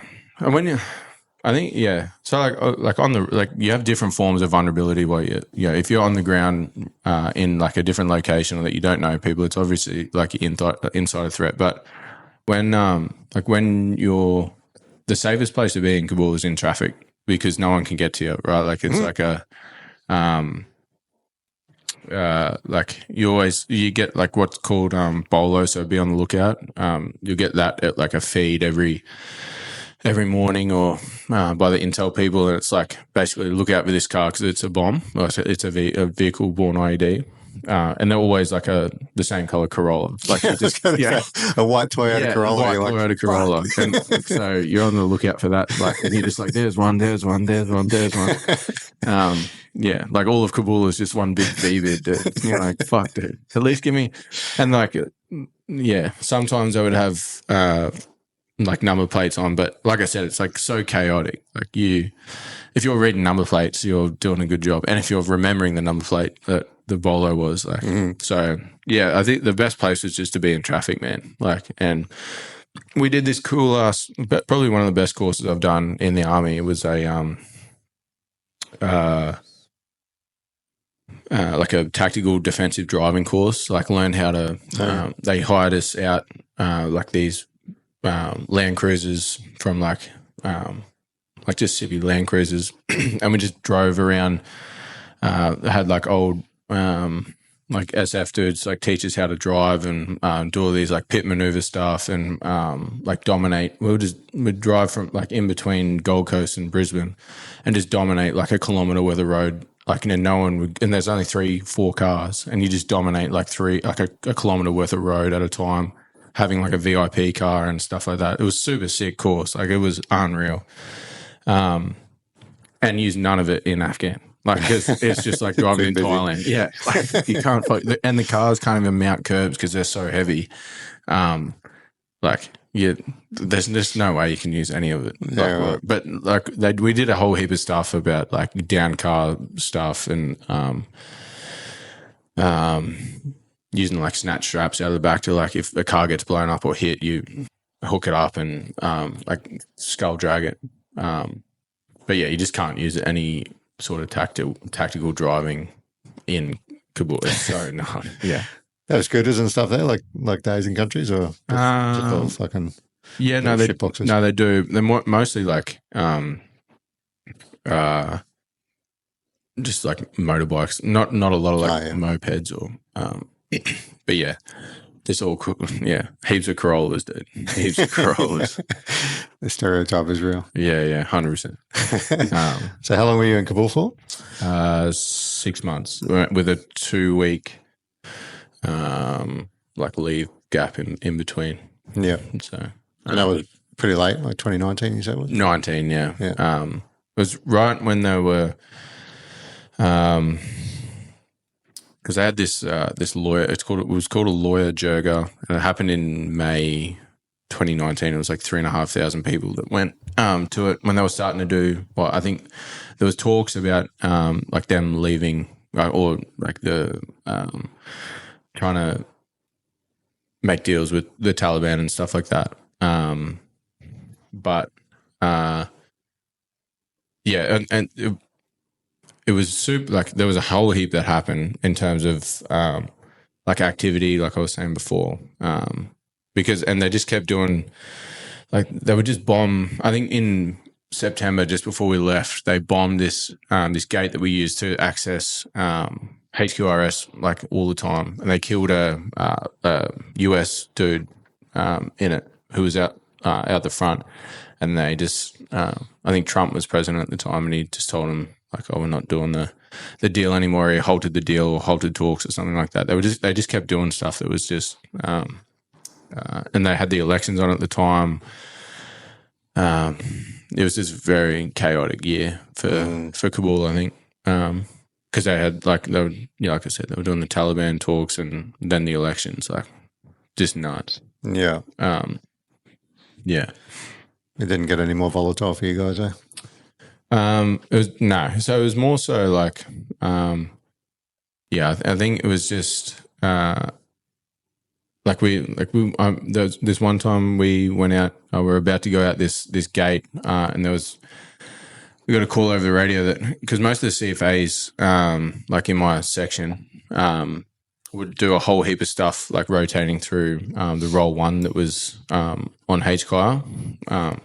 Again, they got a whole heap of practice, like doing blast wound stuff, and like, because a lot of people were getting like a lot of coalition or allies were getting hit, and they got a heap of experience. But we were literally about to drive out this gate, and then would have been like 500 meters up the road, this American convoy got hit by a vehicle IED. But the chick that was driving actually saved the guy's life. I think my mate was telling me how she actually, because he didn't actually hit the car as it blew up.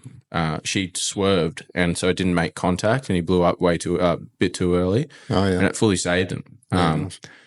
And then and then when they drove back to the Roll One, like all the CFAs got to like do a bit of treatment stuff, and they were doing that constantly. Combat first aid. Yeah, combat first. Yeah. Incorporate a couple of acronyms as we go on. Yeah. So, but yeah, they got a whole heap of experience. Like they were getting calls like every second or third day for about two months.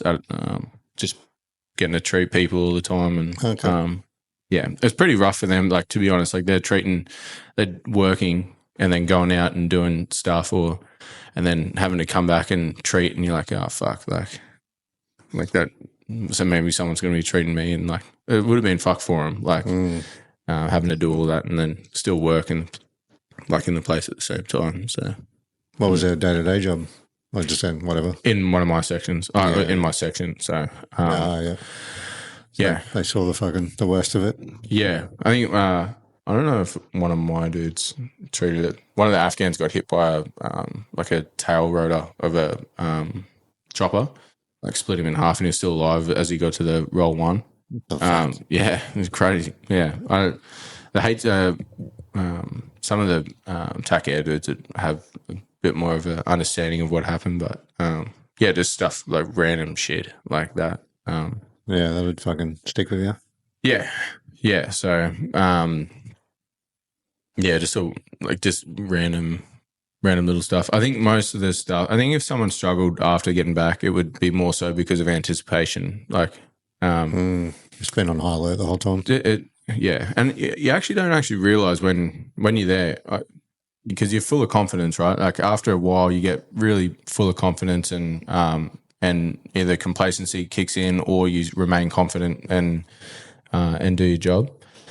But yeah, it was just like if you're just on high alert for like 6 months or whatever. Like it can take a toll, and I think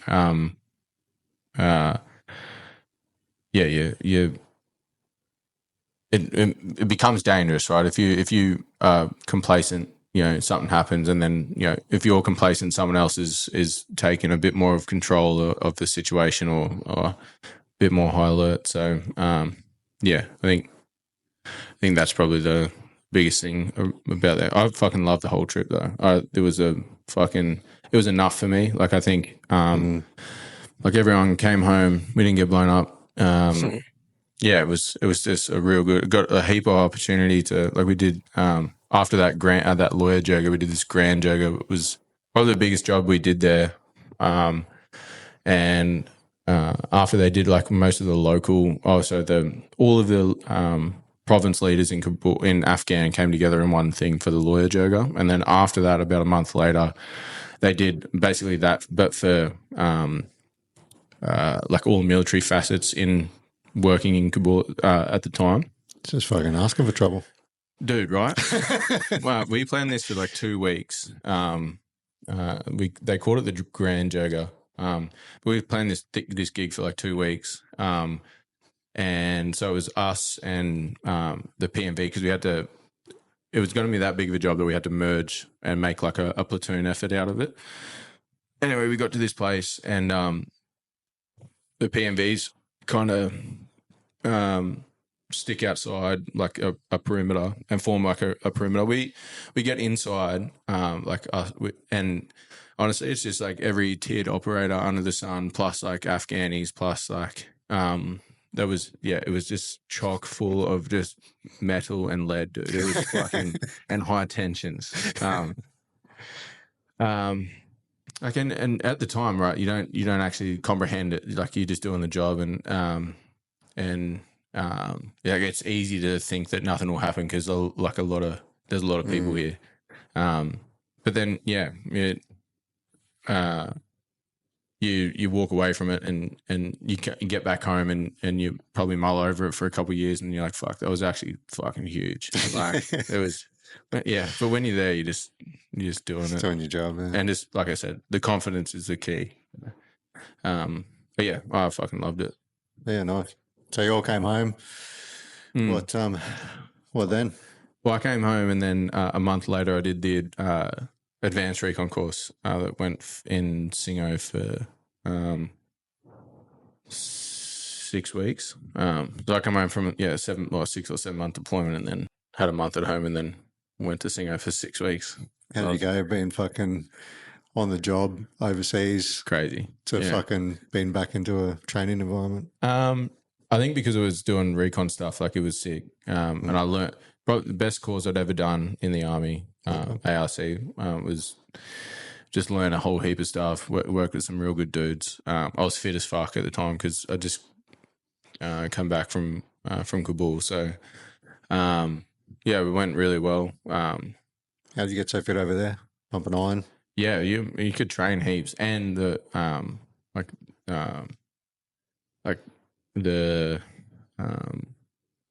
because of the altitude as well. You just come back just real fit, just heavy and fit.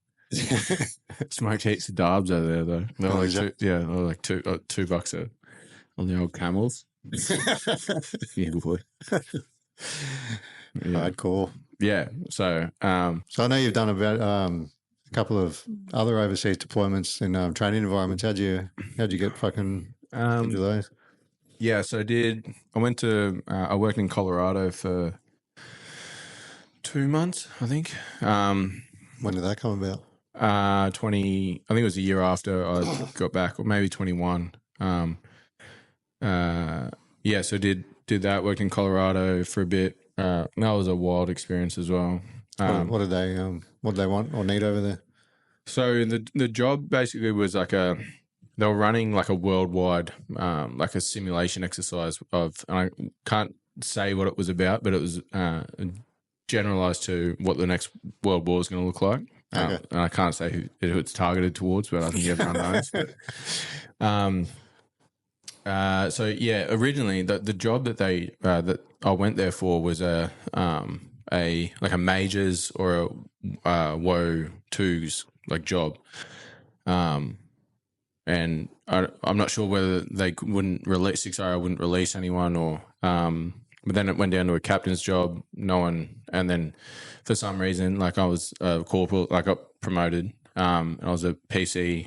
That's what my first year as a PC in Recon.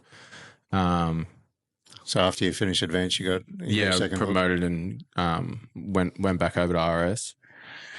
But yeah, then got this gig and then went over there. Like I read the whole, not the whole thing. The formation tactics is like a doctrine piece in the Australian Army. It's just basically because my whole job role was like a CO's job, like planning, like battalion operations and back briefing the 1-star, like the 7 Brigade commander, in like it was the most crazy. I was like, what the fuck am I? I'm a corporal, dude. Like, I'm literally doing, like, I was CO fucking... high-level officer job. Yeah, like CO battle group healer. And I like, did Connor's back briefs to the, like, brigade commander, like, advising him on stuff. And I'm like, what the fuck? I think because we'd done so much, like mech stuff, and we were kind of the only people, because we'd been trained in it and kind of knew... And they were testing mechanized tactics or new mechanized systems. They just sent me because we knew what the go was. You get treated like royalty in the officer's position. Crazy, dude. It was like we had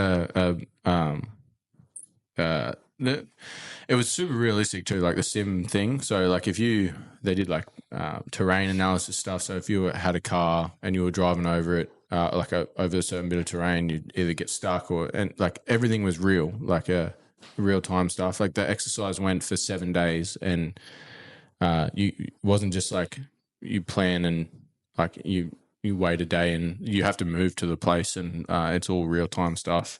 Battlefield effects are the same. And then Colorado was cool though. Got to go to a winter or summer. I can't remember. It was during COVID as well, but I think it was a back end. No, 21. Is that the back end of COVID? 21 was a year in. Yeah, because Colorado was like there were still vaccines getting about, but I went to States didn't give a fuck. yeah. I don't think Colorado gave a fuck. Like I went to like an NBA playoff game. It was wild. Like you could go there, order a beer at the stadium at the Coliseum there, and then across from the like the bar at the stadium, you could get like a COVID jab if you wanted. What the fuck? I'll grab a Bud Light and a jab. Yeah, I'll get a Bud Light and a fucking COVID jab, booster, please. Yeah, yeah, so wild. What a wild country.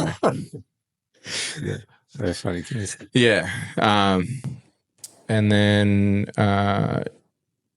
went overseas in the back end of 23. Did the it's called CANROC, which is Canadian Recon Operations Commander's Course, which is a 3-month thing over there, and that course is fucking hard.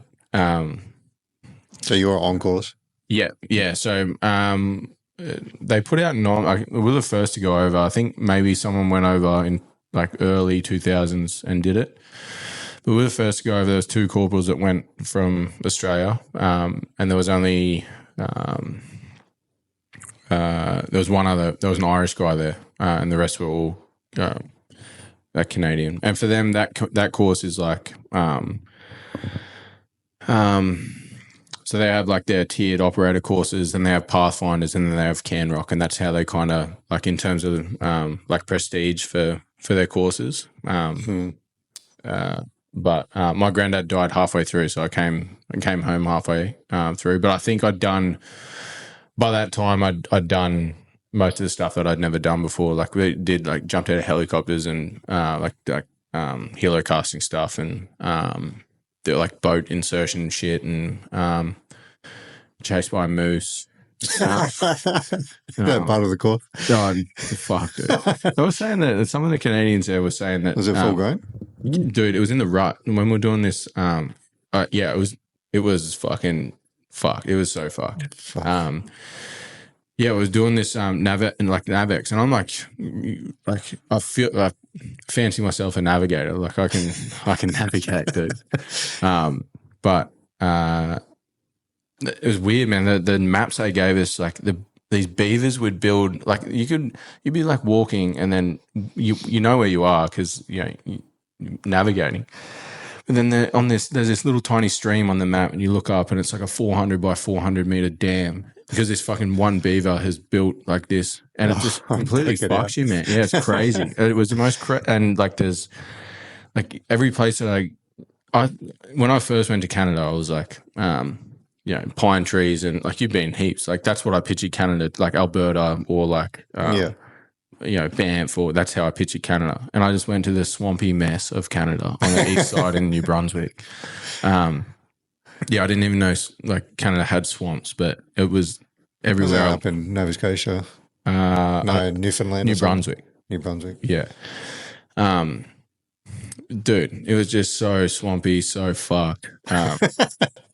And they have like their night vision, like their equipment is shit. Like their dudes are pretty good. They just have the worst equipment. And we couldn't take any of our stuff over, so we had to use that. They had like the old monocle green MVGs, night vision goggles. Sorry. I think most people know what MVG. Yeah. But like where we'd just come from, like I've been using like the bifocal like Ninox for like the super good ones like we had for ages, and then went to back to this like face raper like one eyed thing. Anyway, I was walking the time I got chased by a moose. Well, I was near a road, and this car, I could see these car lights in my crap MVGs, and it was beeping, and I thought someone like one of the course dudes was on the road or something, or but I hear this like doo doo doo doo doo doo doo, and I'm like holy and then I see like a silhouette like of like shit falling. I'm like holy fuck. So I like jump out of the way, and this moose and not a little, but it was in the rut, right? So it would have been a year old, or this thing. The other one was like the size of this roof. Like fucking big. Dude, I could not get over it, and I was on the ground. And I was like, it was probably about 5 meters away from me. And I was like this, like fully looking up at it. And I was like, that is the biggest thing I've ever seen in my life. They get like 10 foot fucking tall, don't they? The stuff, no one. Hey, Google, how tall can a moose get? An adult moose is between 140 and 210 centimeters tall. 2.1 meters. Crazy. Or actually, I feel like mine. That's like 8 foot. Yeah, I feel like mine bigger than. Oh, I don't know. With Too antlers? much mass. Yeah, with antlers. Maybe that's not with That's going to antlers. give it a couple of fucking meters there. Oh, dude. Because you see ones with like on Google, like they're next to trucks or whatever, and they're bigger than the truck. Yeah, fucking knows. Anyway, so I sat there for ages because it stopped, like, and it was like 5 meters away from me, and it stopped where I was, and yeah, I was just like, what the fuck, and I just stood like I was on the clock too, so I needed to move because I'd just previously been beaten by a beaver. Just a fucking damn dude. Canadian wildlife is fucking you up. Yeah, and they were all complaining about our wildlife. Like, dude, yeah, I saw two. I got chased by one moose, and yeah, beavers fucked my day. But yeah, so then I after 20 minutes, I was like, "Fuck, I need to move." So anyway, I started moving. I got onto the road, and I knew the moose was behind me, like walking up to me. Anyway, it started to run, and then there was this like rock embankment, and I just like scaled up, and it like stopped at the bottom of the rock embankment, and I was like, "Fuck me, dude, that was fucked." Yeah, because fuck you up. they said, I don't know why they did the thing near the rut or in the rut. I couldn't remember what. But yeah, dude, such a wild experience. And some of the Canadians were like, "I've never seen a moose in my life." I saw two today. Been for a week. Yeah, just a magnet. Oh, a lot of Canadians are more scared of fucking moose than they are of bears. Yeah, dude. The black bears there don't do shit. Like I think a couple of them were in camp and a black bear walked through their camp and stuff, and that brown bear's different. But yeah, dude, moose are gnarly. Yeah, especially they got a baby. Yeah, or like in rut or. But yeah, Canada was a wild one. But like I said, I only did half the course. So you said you worked pretty close with SF dudes throughout your fucking deployments and stuff. Did that ever tickle your fancy? Yeah. So a lot of my mates are over. Actually, when I first moved into like Recon, I think in like 2 years we lost like 15 dudes to either Perth or Sydney, and then you just keep trickling, good talent out of the unit. All the best ones, obviously. Yeah. And like a lot of my really good mates are there, and it was always something that I wanted to do. I think.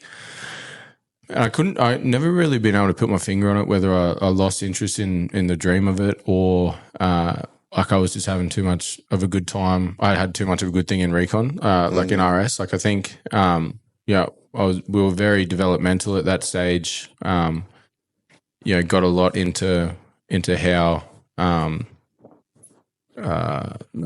into developing like Australian Reconnaissance and how we worked, and like I was a mentor figure for a lot of people, and I frothed it, and I was good at it, and then I think I just got too old. I think after Canada as well. Not that I was thinking about it before then, but I think I kind of lost the edge after Afghan, and then I got hurt real bad in Canada. That was kind of when I realized that I was just no longer deployable. Like my body was just way too fucked. But I think I'd lost the dream to do it quite a while before that. Was that when you blew your shoulder out over there? No, it was when I did my back again. So originally I did my back in 2015 when I did my recon course. And I was getting like pain injections in my ass and just to try and finish. Because it was like back then as well, it was very selective. Like 30 dudes did the course, and I think 3 of us went over. It was very. So I wanted to finish. I didn't think I'd get in, but yeah, I fucked my back on it pretty bad.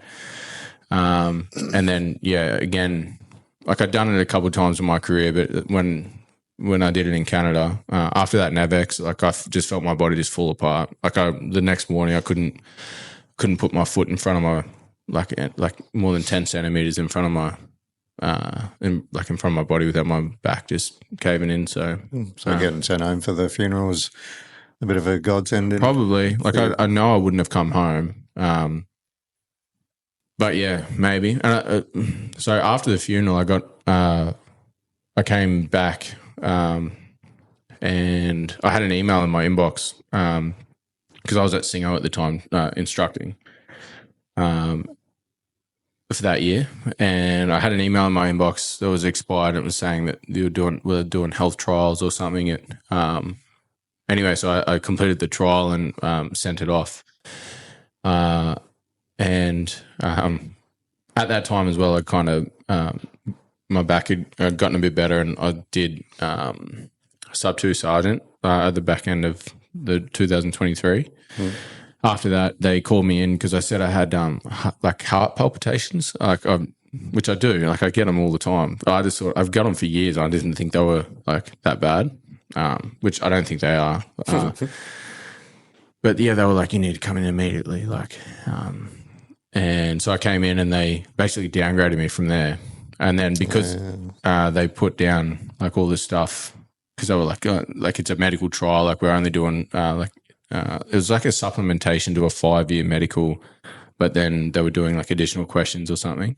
For the heart palpitations? No, for like the trial questions. And then when I went in for the heart palpitations, they then enacted the trial and did a whole heap of imaging and stuff that year. And then, then they found all this cooked shit that I didn't really realize I had. So your shoulder's fucked. Did you know your shoulder's fucked? You're like, I mean, it's a little bit sore, but you need a reconstruction. Yeah, I knew. I definitely knew my one shoulder was, and I knew my back was bad. So you just went in there randomly because you were having heart palpitations, and they went, "We're going to do some MRIs." No, because I'd already submitted the trial paperwork from the email, and then they said, "Well, while you're here doing the heart palpitation stuff, we'll enact like this trial." And then and then it all fell apart. And then it all fell apart. Yeah, crazy. Well, then you were at. Is that when they put you straight into the welfare space, or no? So when I got back to. So I only spent a year in Singo. I was like unaccompanied at the time with my partner, and they for some reason I had a 2-year like deal there. Well, not deal, but a 2-year contract thing, and then they were going to send me home. But I only did a year there. Was that to give you the instructing credit for sergeant? Yeah. So because I'd spent basically my whole time in RS. So I'd never done rifle company time as a seco, which I think is like a load of shit. I was doing all the stuff like a rifle company seco was doing, but like just in a different style or a different. But they counted my Singo time as a rifle company time. So then that's like a criteria to promote to sergeant, which I never wanted to do in the first place. But they did it a year early. So then I went back to 6 and I went straight to Delta.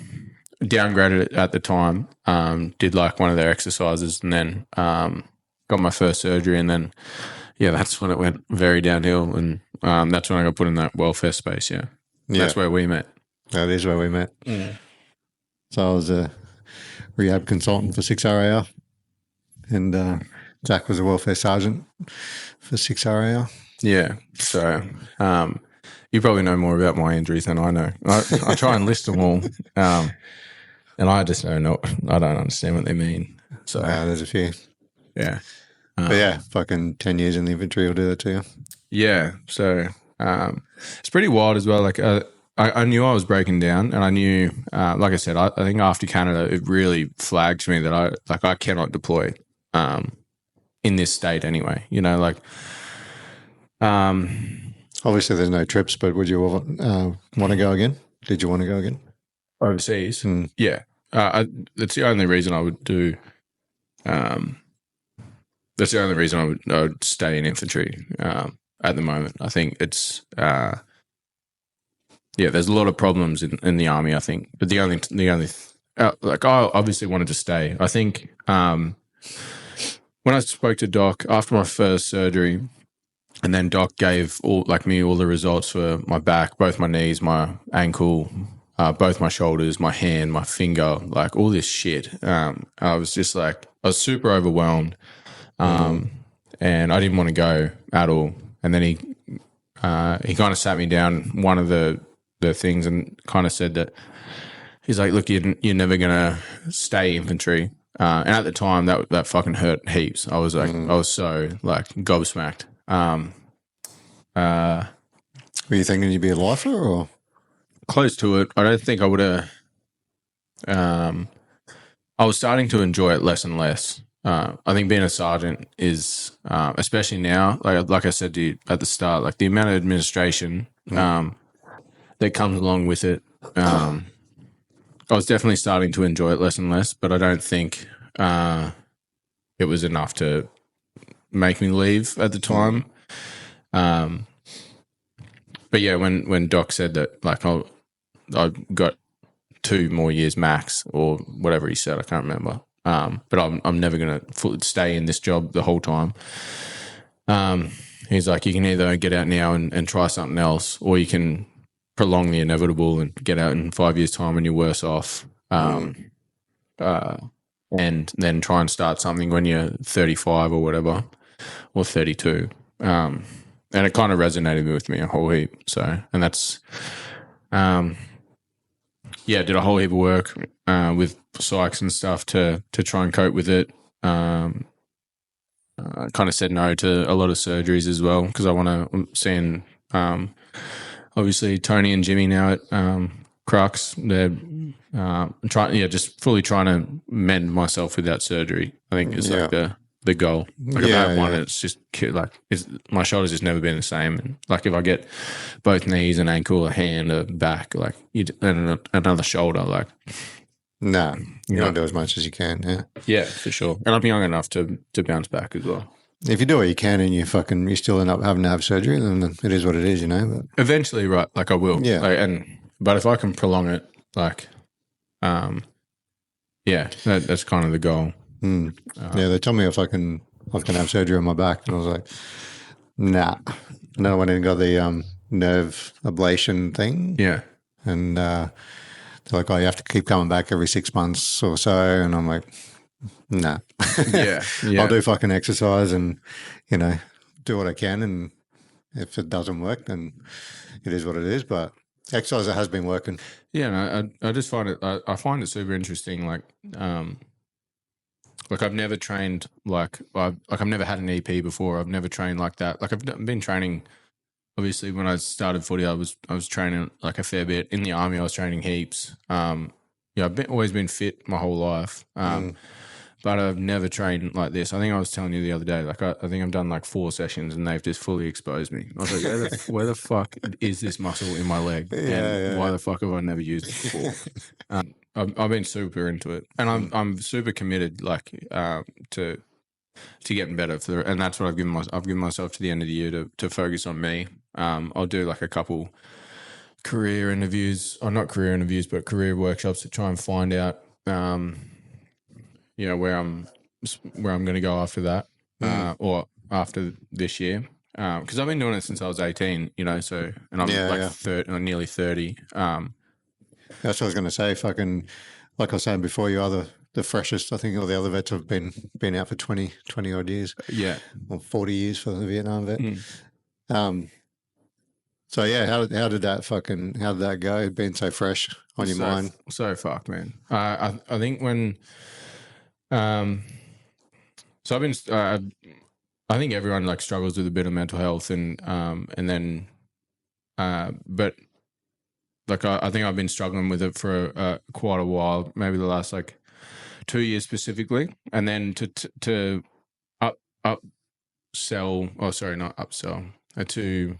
uproot like your entire adolescence, essentially, and stuff that you've been training to do for your whole life and always thought you were good at it, and something, literally, it's all my entire 20s, like, and my entire adolescence has been army and infantry, and basically your formative years. It's a full identity, man. And I can see so easily like how people fall off their end. Like, I think when the day that I left, you have to hand your ID card into the front gate. The day that I left, man, I drove home and I couldn't see the road. I was crying so much, and I hadn't cried but I think the last time I cried was probably my granddad's funeral. But I was like sobbing. I was so wrecked, and I think I was in the pits probably.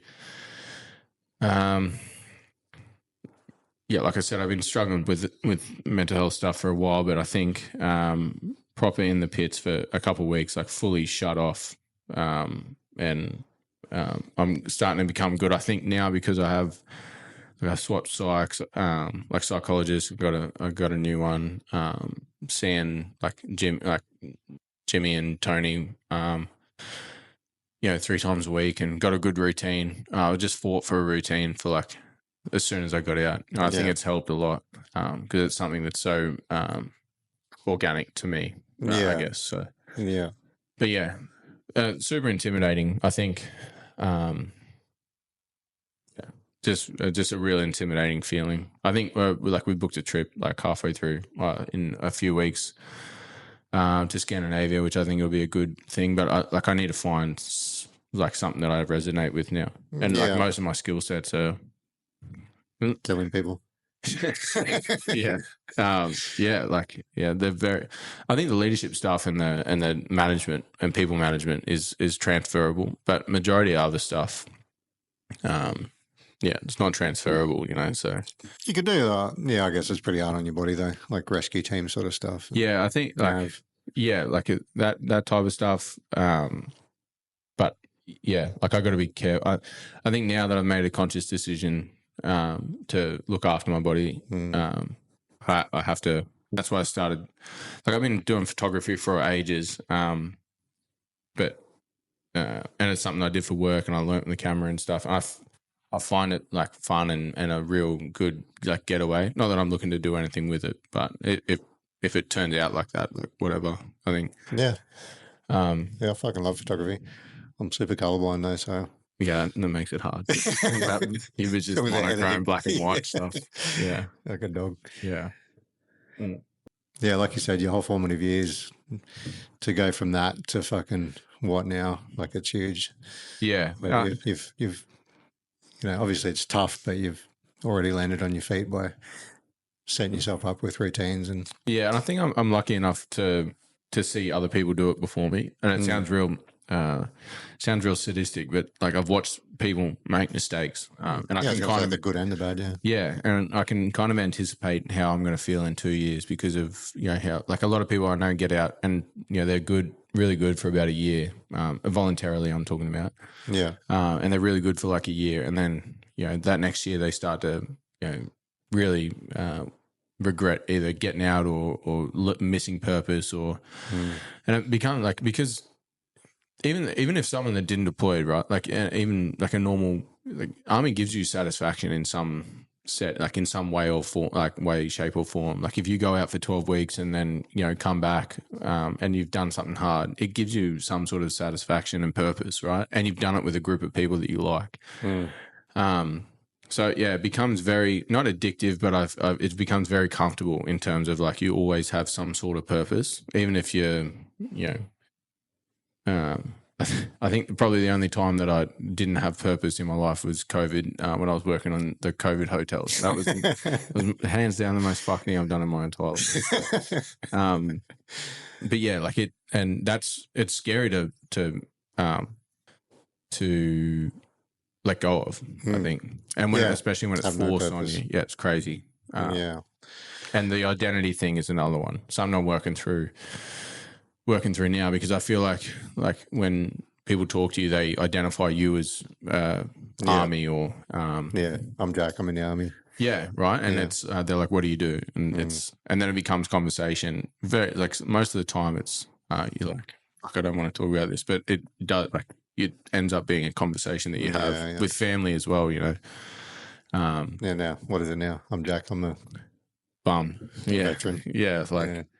yeah. So, Your partner got out a few years before you, yeah? yeah, Did she did. she help you sort of come to terms with it and her sort of experience? Yeah, she's a rock star, man. She's probably one of the most unarmy people you'll ever meet. But yeah, did a heap of cool stuff in the army and got out. Yeah, I don't think she really liked it at the end, but and yeah, she I think having a partner in like that served or just gives you familiarity, like in a relationship, in terms of the professional. Like I think a lot of times, like, yeah, if you, especially army, especially because it's such a lifestyle, right? Or it's a holistic lifestyle where it involves you in all facets. If you don't have someone that understands that, there's a gap there, and but she understood it. So you understand each other, yeah. Yeah, she didn't. We were in two completely different armies. Though. Like she was telling, I'd do something, and then she'd say like, "Oh, like why don't you just say no?" And I'm like, "Dude, can't do that, man." Yeah, but yeah, she's been unreal. My whole family's been so good about it. Yeah, good. Well, like I was saying before with the routine and stuff, like I think that's one of the biggest things for depression and PTSD post is that waking up in the morning with nobody telling you where to be, what to wear, you know, what the timings are and stuff. You sort of wake up and you've got. Yeah, for sure, man. And so I got diagnosed with like major depressive disorder in 20. When was it? 23. Well, it must have been last year. Oh, yeah. But like I kind of knew. It's weird, man. When I was growing up, and when we were in the military or the army growing up, like it was very frowned upon to talk about, or you didn't talk about it at all. Yeah. And no one had it. No one had PTSD. No one had and I actually, and it sounds bad to say, but like I didn't actually believe in depression. I thought it was like was that in your 20s? Yeah. Yeah, I was like that in my 20s as well. Like you don't comprehend, like I'm still in my 20s, but like I've had a long fucking life. Dude. But yeah, I didn't believe in it. So one of our good mates committed suicide in 22. And it was kind of the first time that we won't go into the whole story, just in respect of his family and stuff, but he was like the biggest warrior.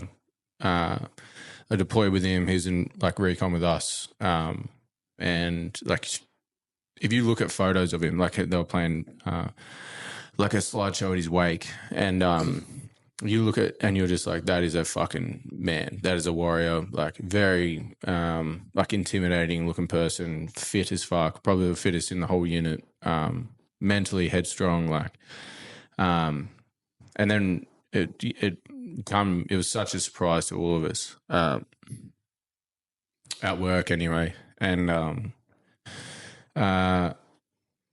yeah, like it was kind of the first time that I not took mental health seriously, but I was like, fuck, like if that can happen to him. Fucking oath, man. Like it was such a, like he had a full military funeral, like he was like fully green, and just such a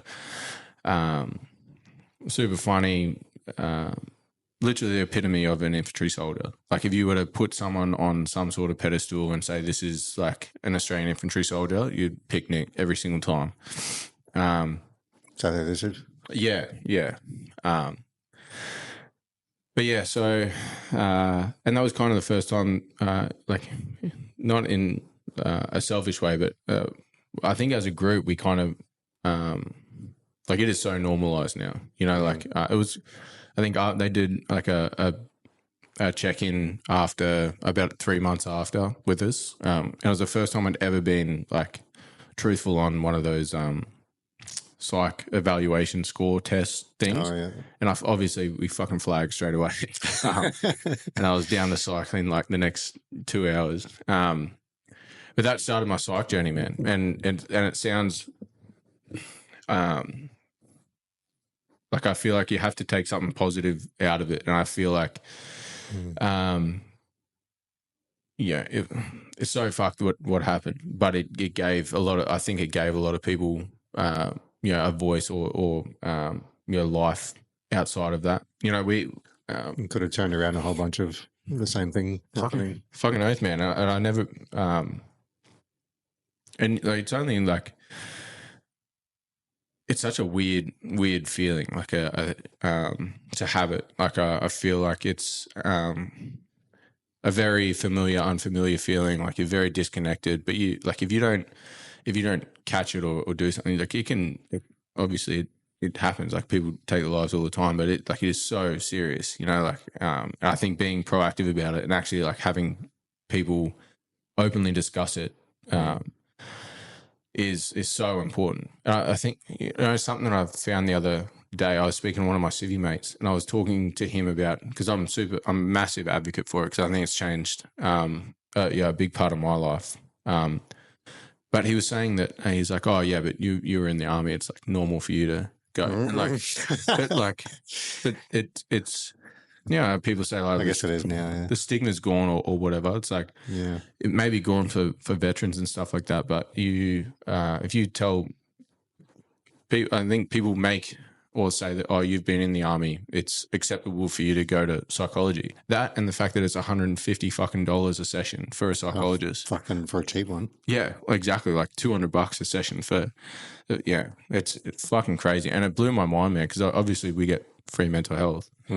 And I've never paid for a psych session in my life, and I didn't actually know that it cost that much. Yeah. And I don't take it for granted anymore. I only found out in a waiting room when somebody else was paying their bill while I was waiting for my session. Dude. They're like, oh, that'll be after your benefit, that'll be $225. I'm like, you fucking what? Dude, fucking nuts. No one, So, and that fully surprised me because, I think in 6RR especially, and I think in regular army, it's becoming so very normalized, and it's easy to talk, not easy to talk about. It's hard to talk about, but I think if more people, start, especially people who are well respected, if you have someone in an industry that you respect and you hear them talking about mental health and I think that's what's happened to us, a fair bit. Yeah, fucking oath. I was, like I said, through my 20s, I didn't even believe it existed. But over the years, watching podcasts with some of the people that I admire, like even Rogan and fucking a lot of the guests he has on and stuff, and Theo Von and fucking, funny cunts, and like just hearing them all talk about all the struggles they've had and all the mental health stuff. And you're like, oh, fuck, these are people that I sort of admire and idolize, and they're dealing with the same shit. Yeah, 100%. And I in the welfare space, right in 6RR, would have been on eye opener. Fuck, dude. And originally, I really wanted to do psychology. I think psychology is super interesting, and to be good to be a practitioner. To be a practitioner, right? I think it's super interesting. But that full year just took me way on a different path. Yeah, listening to all that shit all the time. Not that shit, but it was a super massive eye opener into the normality of mental health in especially in injured dudes in the army. And some people take the system for a ride. Obviously, yeah. And I think it's becoming more and more normalized to take the system for a ride, but which is a shame. But again, that comes down to not having trips available, I think, and not having a purpose for people. But it'll be different, yeah. Yeah. I was the same, dude. I used to think it'd be an interesting fucking avenue to look at. And then when I started working at Mates for Mates as an exercise physiologist, when I first started working there, we had to take induction calls, which you had to do a psychology screen. If you had suicidal ideation and fucking blah, blah, blah, blah. And, bro, sometimes like these calls would go for an hour, and sometimes I'd put the phone down and just fucking stare at the wall for another hour, like just couldn't function, Yeah. just sit there fucking on the verge of tears myself going, what the fuck did I Dude. just listen to? Crazy. And I think like, obviously if if you study psychology, I think, you're exposed to it and you get tools to deal with stuff like that. But it turned me right off. Yeah, it's pretty fucking rough. It's not as easy as they make it out. Yeah, man. So, but yeah, I'm a massive advocate for dudes. And what do you do, bro? Like, one guy on the other day was saying that the black dog walks beside, but just behind, because he uses exercise to stay in front of it. Was his analogy? Yeah. Like fucking exercise, talking to people, hobbies. What do you have any sort of methods that you use to stay in front of it? Yeah. Like exercise is, I basically stopped training the last like 6 months, and now I'm just back into it now, purely because I was just hurting myself in the gym and I just didn't know how to train anymore around my injuries. So, but that's been a massive one. I think the exercise is more in the routine, like it's not necessarily the endorphins that I get from exercise. It's more so the routine that I think is super important for myself. And I think it's super important for a lot of people. And I think establishing that routine in some form, which is, why the military sometimes is not a good place, because it fucks routine. It's very routine, but when you go away, it just fucks routine. So that's one. I've been twanging on guitar for the last couple of years. And I use twanging because it's just a twang. Yeah, I'm no fucking Jimi Hendrix, dude. That's for sure. No Jack Johnson. No Jack Johnson. And I can't sing this shit. I love how you went to fucking someone completely random when you are a famous singer. Yeah. Yeah, I bought those guitars and fucking started doing lessons. I did about 6 months of lessons and then decided to start a podcast, and now maybe for everyone we can go through a few chords. No maybe. time for anything else. And then photography. I think photography is like probably my biggest passion at the moment.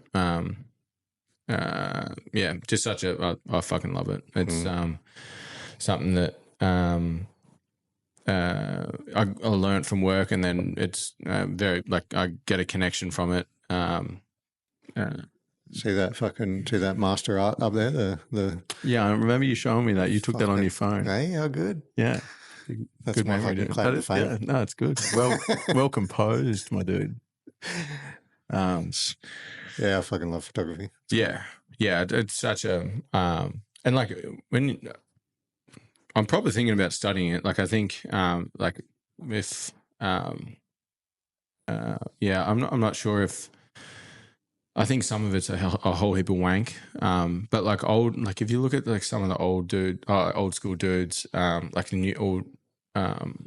New York street photographers from like the 40s and 50s, like just rock star stuff, and I think it's super interesting, and it's hard to be good at. Like I think, I know, seems so easy. Yeah, and like it's super. I think because everyone has a camera now, like everyone's some sort of photographer. But yeah, to be a good photographer, like you have to be good, because everyone is taking photos, and for someone to look at your stuff for more than a second and not scroll off, like yeah. So I think it's cool, but it doesn't pay well, dude. So, yeah.